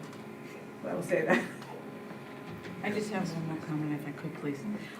With respect to the Town of Brookhaven comparison tax rates that we talked about last meeting, I had asked an additional question as to why Bayport Blue Point was separated out with non-homestead versus their UFSD, and you were still working on that. It dawned on me to point out to the board and to your office, this may be helpful. Bayport Blue Point is split between 2 different townships. Brookhaven Town is only Blue Point. Bayport is Islip Town. So maybe that's where the differentiation comes in, but just so that you know, that's a different township. We sent an email on this, this is what we found out about it, about the home. Yeah, we got the You see email it? tonight. Okay. Yeah, but that you were still working on it because you couldn't get all the information It from appears to be Bayport. commercial property driven is what we've heard. Okay. So they may tax their commercial properties different. I don't know if there is more work that maybe we can speak with Barbara about, offline to see what the real property tax law says. Okay. They may have created a different taxing structure for the commercial entities. I just wanted to bring that point out, that, that district is split between two different I think townships. there may be a couple of districts on there that are split by more than one town. They probably are, Yep. but that one in particular. Also, Riverhead is its own township. It's not under Brookhaven Town. Riverhead School District, that's its own township. Riverhead Township is Okay, different. well, that information came directly from the town of Brookhaven. Okay, then there might be a portion. All that list came from the There might town be of a Brookhaven portion from directly. them. And on the list, Port Jefferson Union Free School District, they have the lowest tax rate and the lowest average assessment. And it has to do with LIPA. It has to do with LIPA and how much LIPA, Long Island Power Authority, gives to that school district where South Country is being shortchanged. And I found, and I don't remember which meeting it was from, I'll go back and look, but back in August, we got a letter from a Huntington Town council person about the tax equity. I was just reading that. And LIPA. Were you reading it? It's fascinating. I reread it now. It didn't hit me like it did, it didn't hit me then like it is now. But I'm going to do some more study on this because I can't stress enough how much we have to advocate on a local level to get our fair share when these, payment in lieu of taxes and these IDA tax breaks are being given to these huge companies that are coming into our district. Because this letter, if it's accurate, is alleging that our district is losing a minimum of $1 million a year because of that, improper assessment. So we really have to work harder to, to advocate on our behalf. Ms. Thank Please, you. can you just give me a copy of that, if you can? Yeah, it's, well, I'm gonna ask the district to, I believe it was in the August meeting. The letter is from Huntington Town Eugene Councilperson Eugene Yeah. Cook, and it's dated August 6, 2019. If I remember correctly, I had a personal conversation with our councilman, and there is some specific, I don't remember off the top of my head, but when we look into that, it was made clear to me that specific issue, and I don't really remember. It had something to do with certain townships settled and Huntington didn't, but I don't want to speak on it, but there was an explanation that I found somewhat reasonable. We should certainly review it, but I kind of remembered at the time having a conversation about, about that. The other question on the Port Jeff power plant that was originally, I think, a Lilco and then a LIPA, that, what I'd be curious to know is during the time of that pilot program, there's usually a schedule that increases as time goes on. So where did they start to where do they end? And the same thing goes with Caithness. Where did Caithness start? Because I know it's gone up, not to the level that it is in Port Jeff, but I think that power plant's 30, 40 years old, right? So I guess I'd be curious to know if there is something in the future for the Caithness plant that puts us in the position that Ms. Felice is bringing. I don't know if the town, I gotta think the town has a schedule, how we get the information on Port Jeff. I know the current pilot deal for Caithness is 25 years, right? And I think we're coming close to year 12, 13? It's something like 26, 27, Yeah. 27, 28, in that range, the pilot is ending. Well, I don't ending, it could probably be renewed, but that's what the schedule goes through. That may be another slide when we spoke about our debt, services. Another slide that we look at each year as well. Yeah, but I'd We're be, planning on pilots, you had asked, and we said we would do that down the road Okay. after we got the. If you All right, want to good. see how much the pilot is for Caithness, it's in the second meeting that we talked about when we did the detailed tax cap calculation. That was our second budget meeting. Mhm. There's a little, one of the slides has a snapshot of every pilot, and Caithness is in that list. Okay. But if we could also have an understanding about pilots and when they drop off and convert to a regular tax payment, and how that would impact our budgeting and our state aid and all of that. Sure, it runs through the tax cap calculation, and we can go over that, how that would impact the tax cap calculation. Okay, thank you. Thank you. Good to go? Mhm. Thank you, Ms. Constant. Thank you.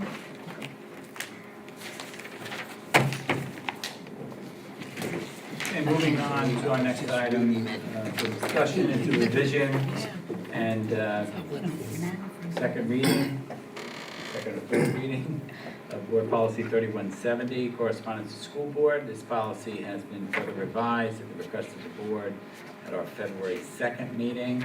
The revisions were made by district council and shared with the board last week. I offer this for the board's review, final reading and action. So we will start with a motion to approve item F2, and I see Mr. Trent, and a second by Ms. Aruda.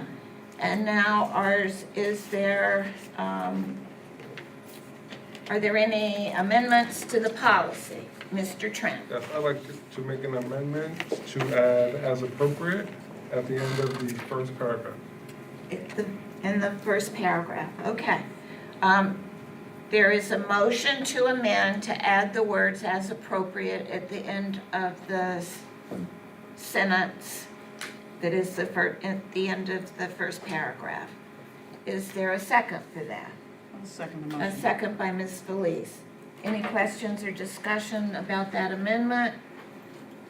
Seeing none, all in favor of the amendment? And then we've already voted for that, so now I'm calling for a vote on the,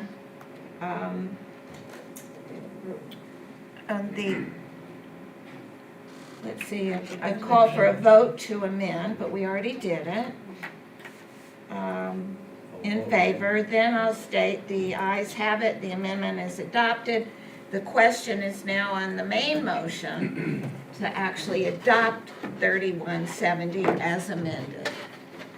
So, is there a motion, is there any questions or discussion about that?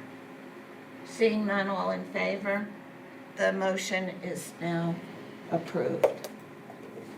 Thank you.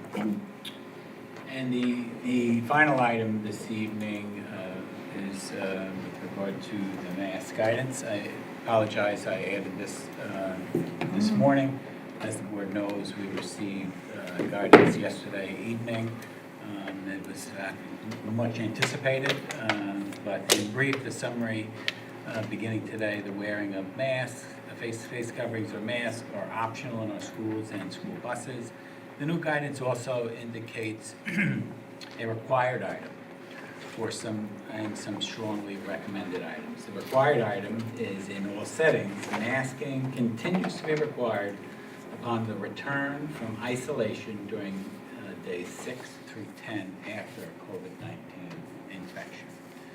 That's a must. So the quarantine is still 5 days. So, Then when you come back on day 6, isolation, so the terms have changed. You Okay. don't really see the word we don't say quarantine quarantine. anymore. Okay. Isolation is when someone's COVID positive. The strongly recommended items, masking for 10 days after a known exposure. So that's the term that you'll hear now instead of quarantine, because they don't want to exclude people from schools. Exposure is, the masking for 10 days is regardless of vaccination status. Another strongly recommended, frequent testing for unvaccinated individuals after a known exposure. And then testing on day 5, regardless of vaccination status, after a known exposure. So regarding exposure and contact tracing, close contact, it continues to be a person regardless of vaccination status who is less than 6 feet away of an infected person for a cumulative total of 15 minutes or more for a 24-hour period. Using the 30 feet distance to determine close contact was permissible when everyone was in a mask. Now that everyone is not in a mask, 6 feet is the distance that we will need to use when determining a close contact. Exposed individuals should wear a mask in school for 10 days after exposure. And test to stay, the item that the board approved maybe 3 meetings ago, no longer exists, as the New York State guidance requires people who were exposed to an infected person to we automatically exclude, that who works well is automatically excluded from schools. Exposed persons should now mask for 10 days and test 5 days after exposure. The state clearly has moved away from quarantining, now using the term exposure with recommendations. And in light of this new information that we received just, like I said, last night and reviewed earlier today, I would like some guidance from the board with regard to the strongly recommended items. At our previous meeting, the board gave me the authority to update the reopening plan, to provide for mass optional, if that guidance came in, that did, and I did. But now there are some other things. I mean, clearly I have to update the plan for the required item with regard to masking after isolation.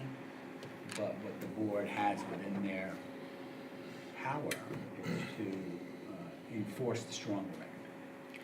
So, can we break it down for discussion and take those separately, maybe?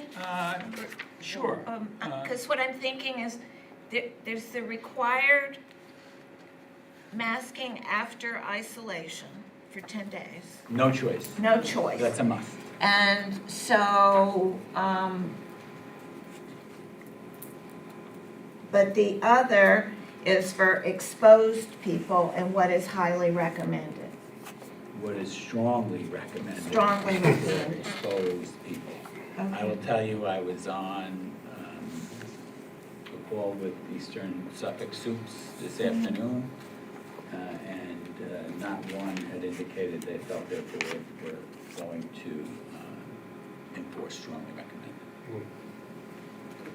And I just offer that for information. No, I would just, if we could just put into, if you have to make changes, put in strongly recommended, but I don't think there's an enforcement, because it's a recommendation. It's not a requirement. So if you're recommending that people, if after exposure wear masks, that's a recommendation. We're not enforcing that they wear the mask. So if I were to update the reopening plan based on the guidance, that's what I would do. I would put the language in exactly from the guidance. Because we're not contact tracing, so then it's not even a way that we could enforce. So we're still contact tracing, right? We still have to do that because we're required to notify families of exposure. The question is, do you want to require folks to wear the mask after exposure on those items that I mentioned? Masking for 10 days after known exposure, regardless of vaccination status, strongly recommended. The state's not requiring it. I'd like to say strongly recommended. Frequent testing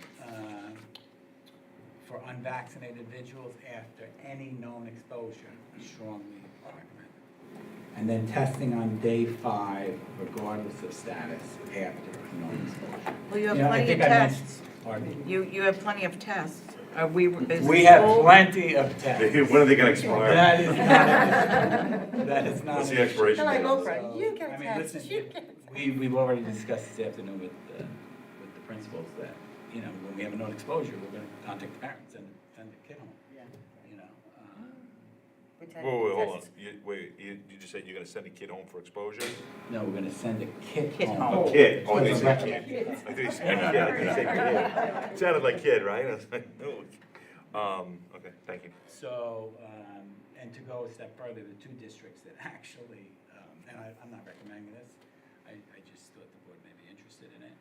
There were 2 districts that actually wrote to the DOH and told them they are not contact tracing, and they have not heard back from DOH. Wait a minute, Joan, what now? They're no longer doing any contact tracing. And this was before the guidance came. Well, one thing about the contact tracing is it enables parents of students who have been exposed to know about it. Well, And then they can monitor their own children for any symptoms and take advantage of the test kits that can go home and come in and get extra ones. Only until May. Nobody's They doing expire. that. So what I need from the board tonight is a couple of things. First, I would need to know if you want to just stick with the guidance, it's strongly recommended. or do you want to say, no, it's mandatory? And then I just would like authority to be able to update the reopening plan based on that guidance from the board. Questions? And I'll offer, I mean, I'm not in favor of making the masking mandatory. And I think that'd be a revolt in the community. It should, you know, if you come in a couple days, you say, all right, this entire first grade kindergarten class, whatever it is, has to now wear masks. I think it's gonna be bedlam in our buildings. So the board might be interested, masking was mixed in the schools today, students and staff. It was mixed, some more, some didn't. So, but if you could still give notice or have notice sent home electronically or No, something. I have to, You have to. I, that's a requirement to notify families of exposure. If they've been exposed. And in connection with that, to remind everybody in the classroom, for example, that it's strongly recommended. Sure, so really, now that we're inside 6 feet and at 3 feet, and most kids and staff are unmasked, 6 feet's the guide. So you're going to have more close contacts, and you're going to have more exposure. So there's going to be more notification than the low quarantine we've been experiencing because of the masking and distance. So if But everything, exposure does not, just But to clarify, exposure their doesn't exposure does exclude. not mean that you are quarantined. Just to clarify to the public, exposure does not, there is no longer quarantine. Exposure, if we approve this, just means that you're strongly recommended, not required, if we approve this, to wear a mask and test. Again, strongly recommended. so if we approve it. things go the way we hope it will, this won't be an issue. But if it turns out that because the contact tracing is because people are within 6 feet,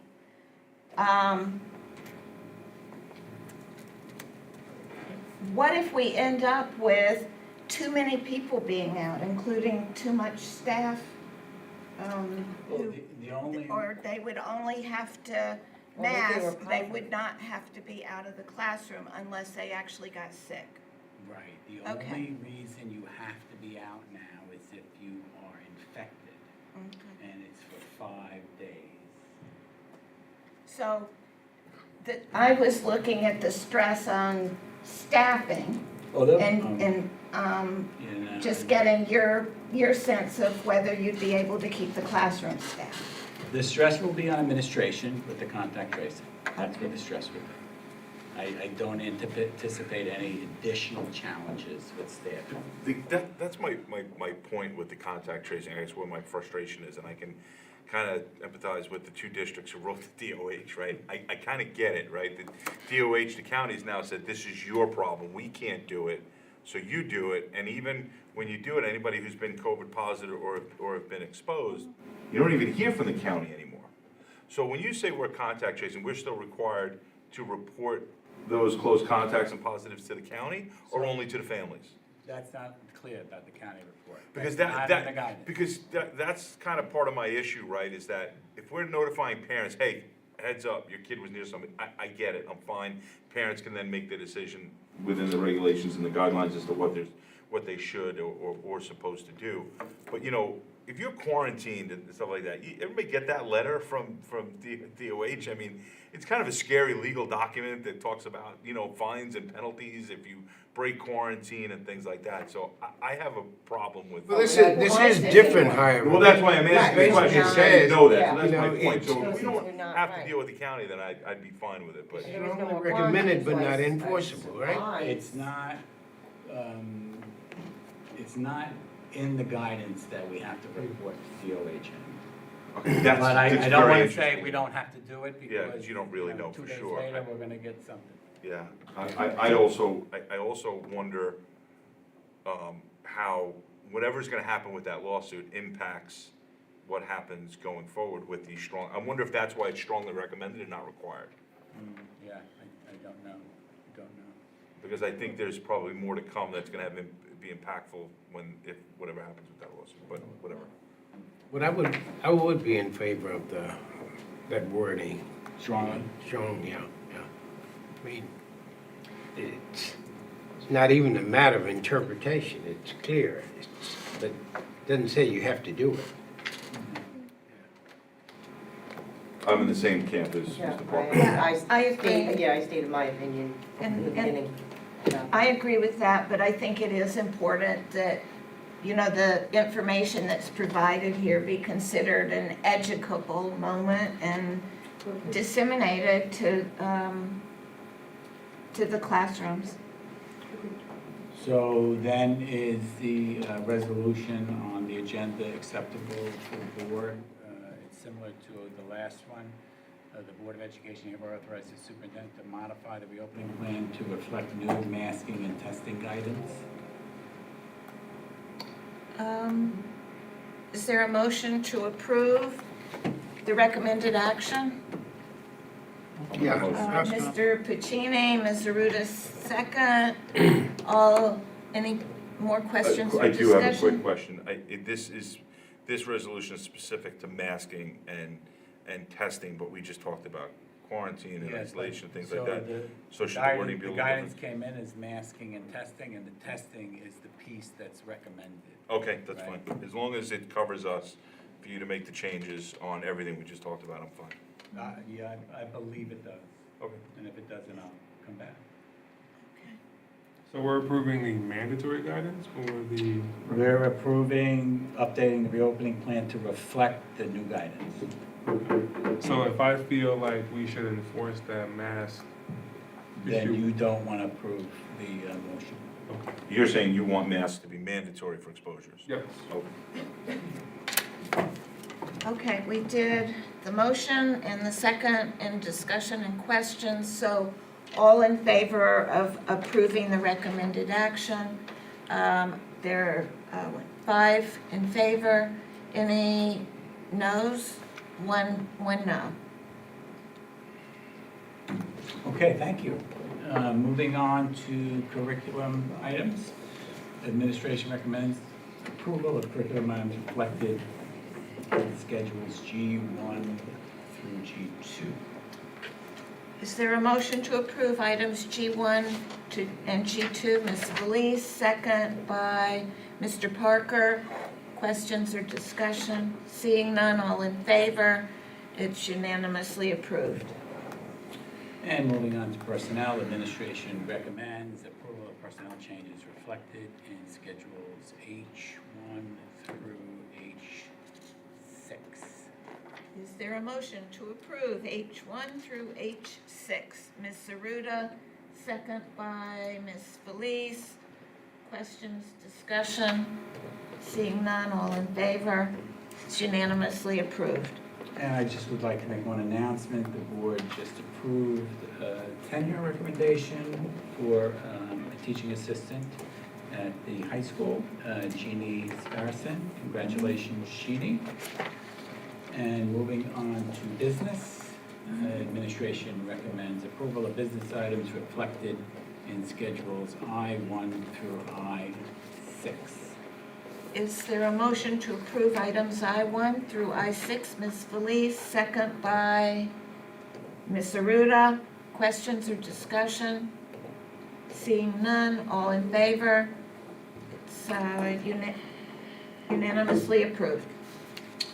And that's all. I'll turn it back to you for public commentary. Do we have more I public- don't believe we have. No more. Nobody left. Okay. Everyone's going. Any closing remarks? Ms. Felice?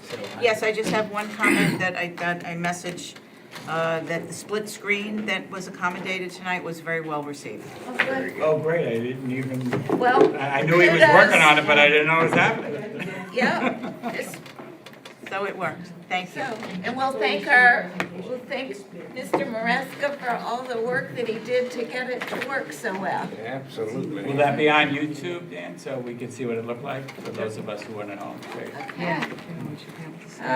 Mr. Parker, closing? No? No, Mr. Trent, Mr. Pacini? In the future, I know I talked enough tonight, I know I'm over my limit. When we have a comment, when we have, when we recognize staff or students or something like that, can we not encourage them to leave until the board's had an opportunity to speak just for a moment? I mean, I think Ms. Santana, I'd like to have thanked her for that. I would like to have, that's the third time in my tenure, that we've recognized a staff member for performing the Heimlich in the cafeteria. So I would have liked to, I think she might have enjoyed hearing some of the positive thoughts from that. I'm sorry, they had asked if we. Oh, is that what it did they ask? I get it. I jumped the gun. That's my.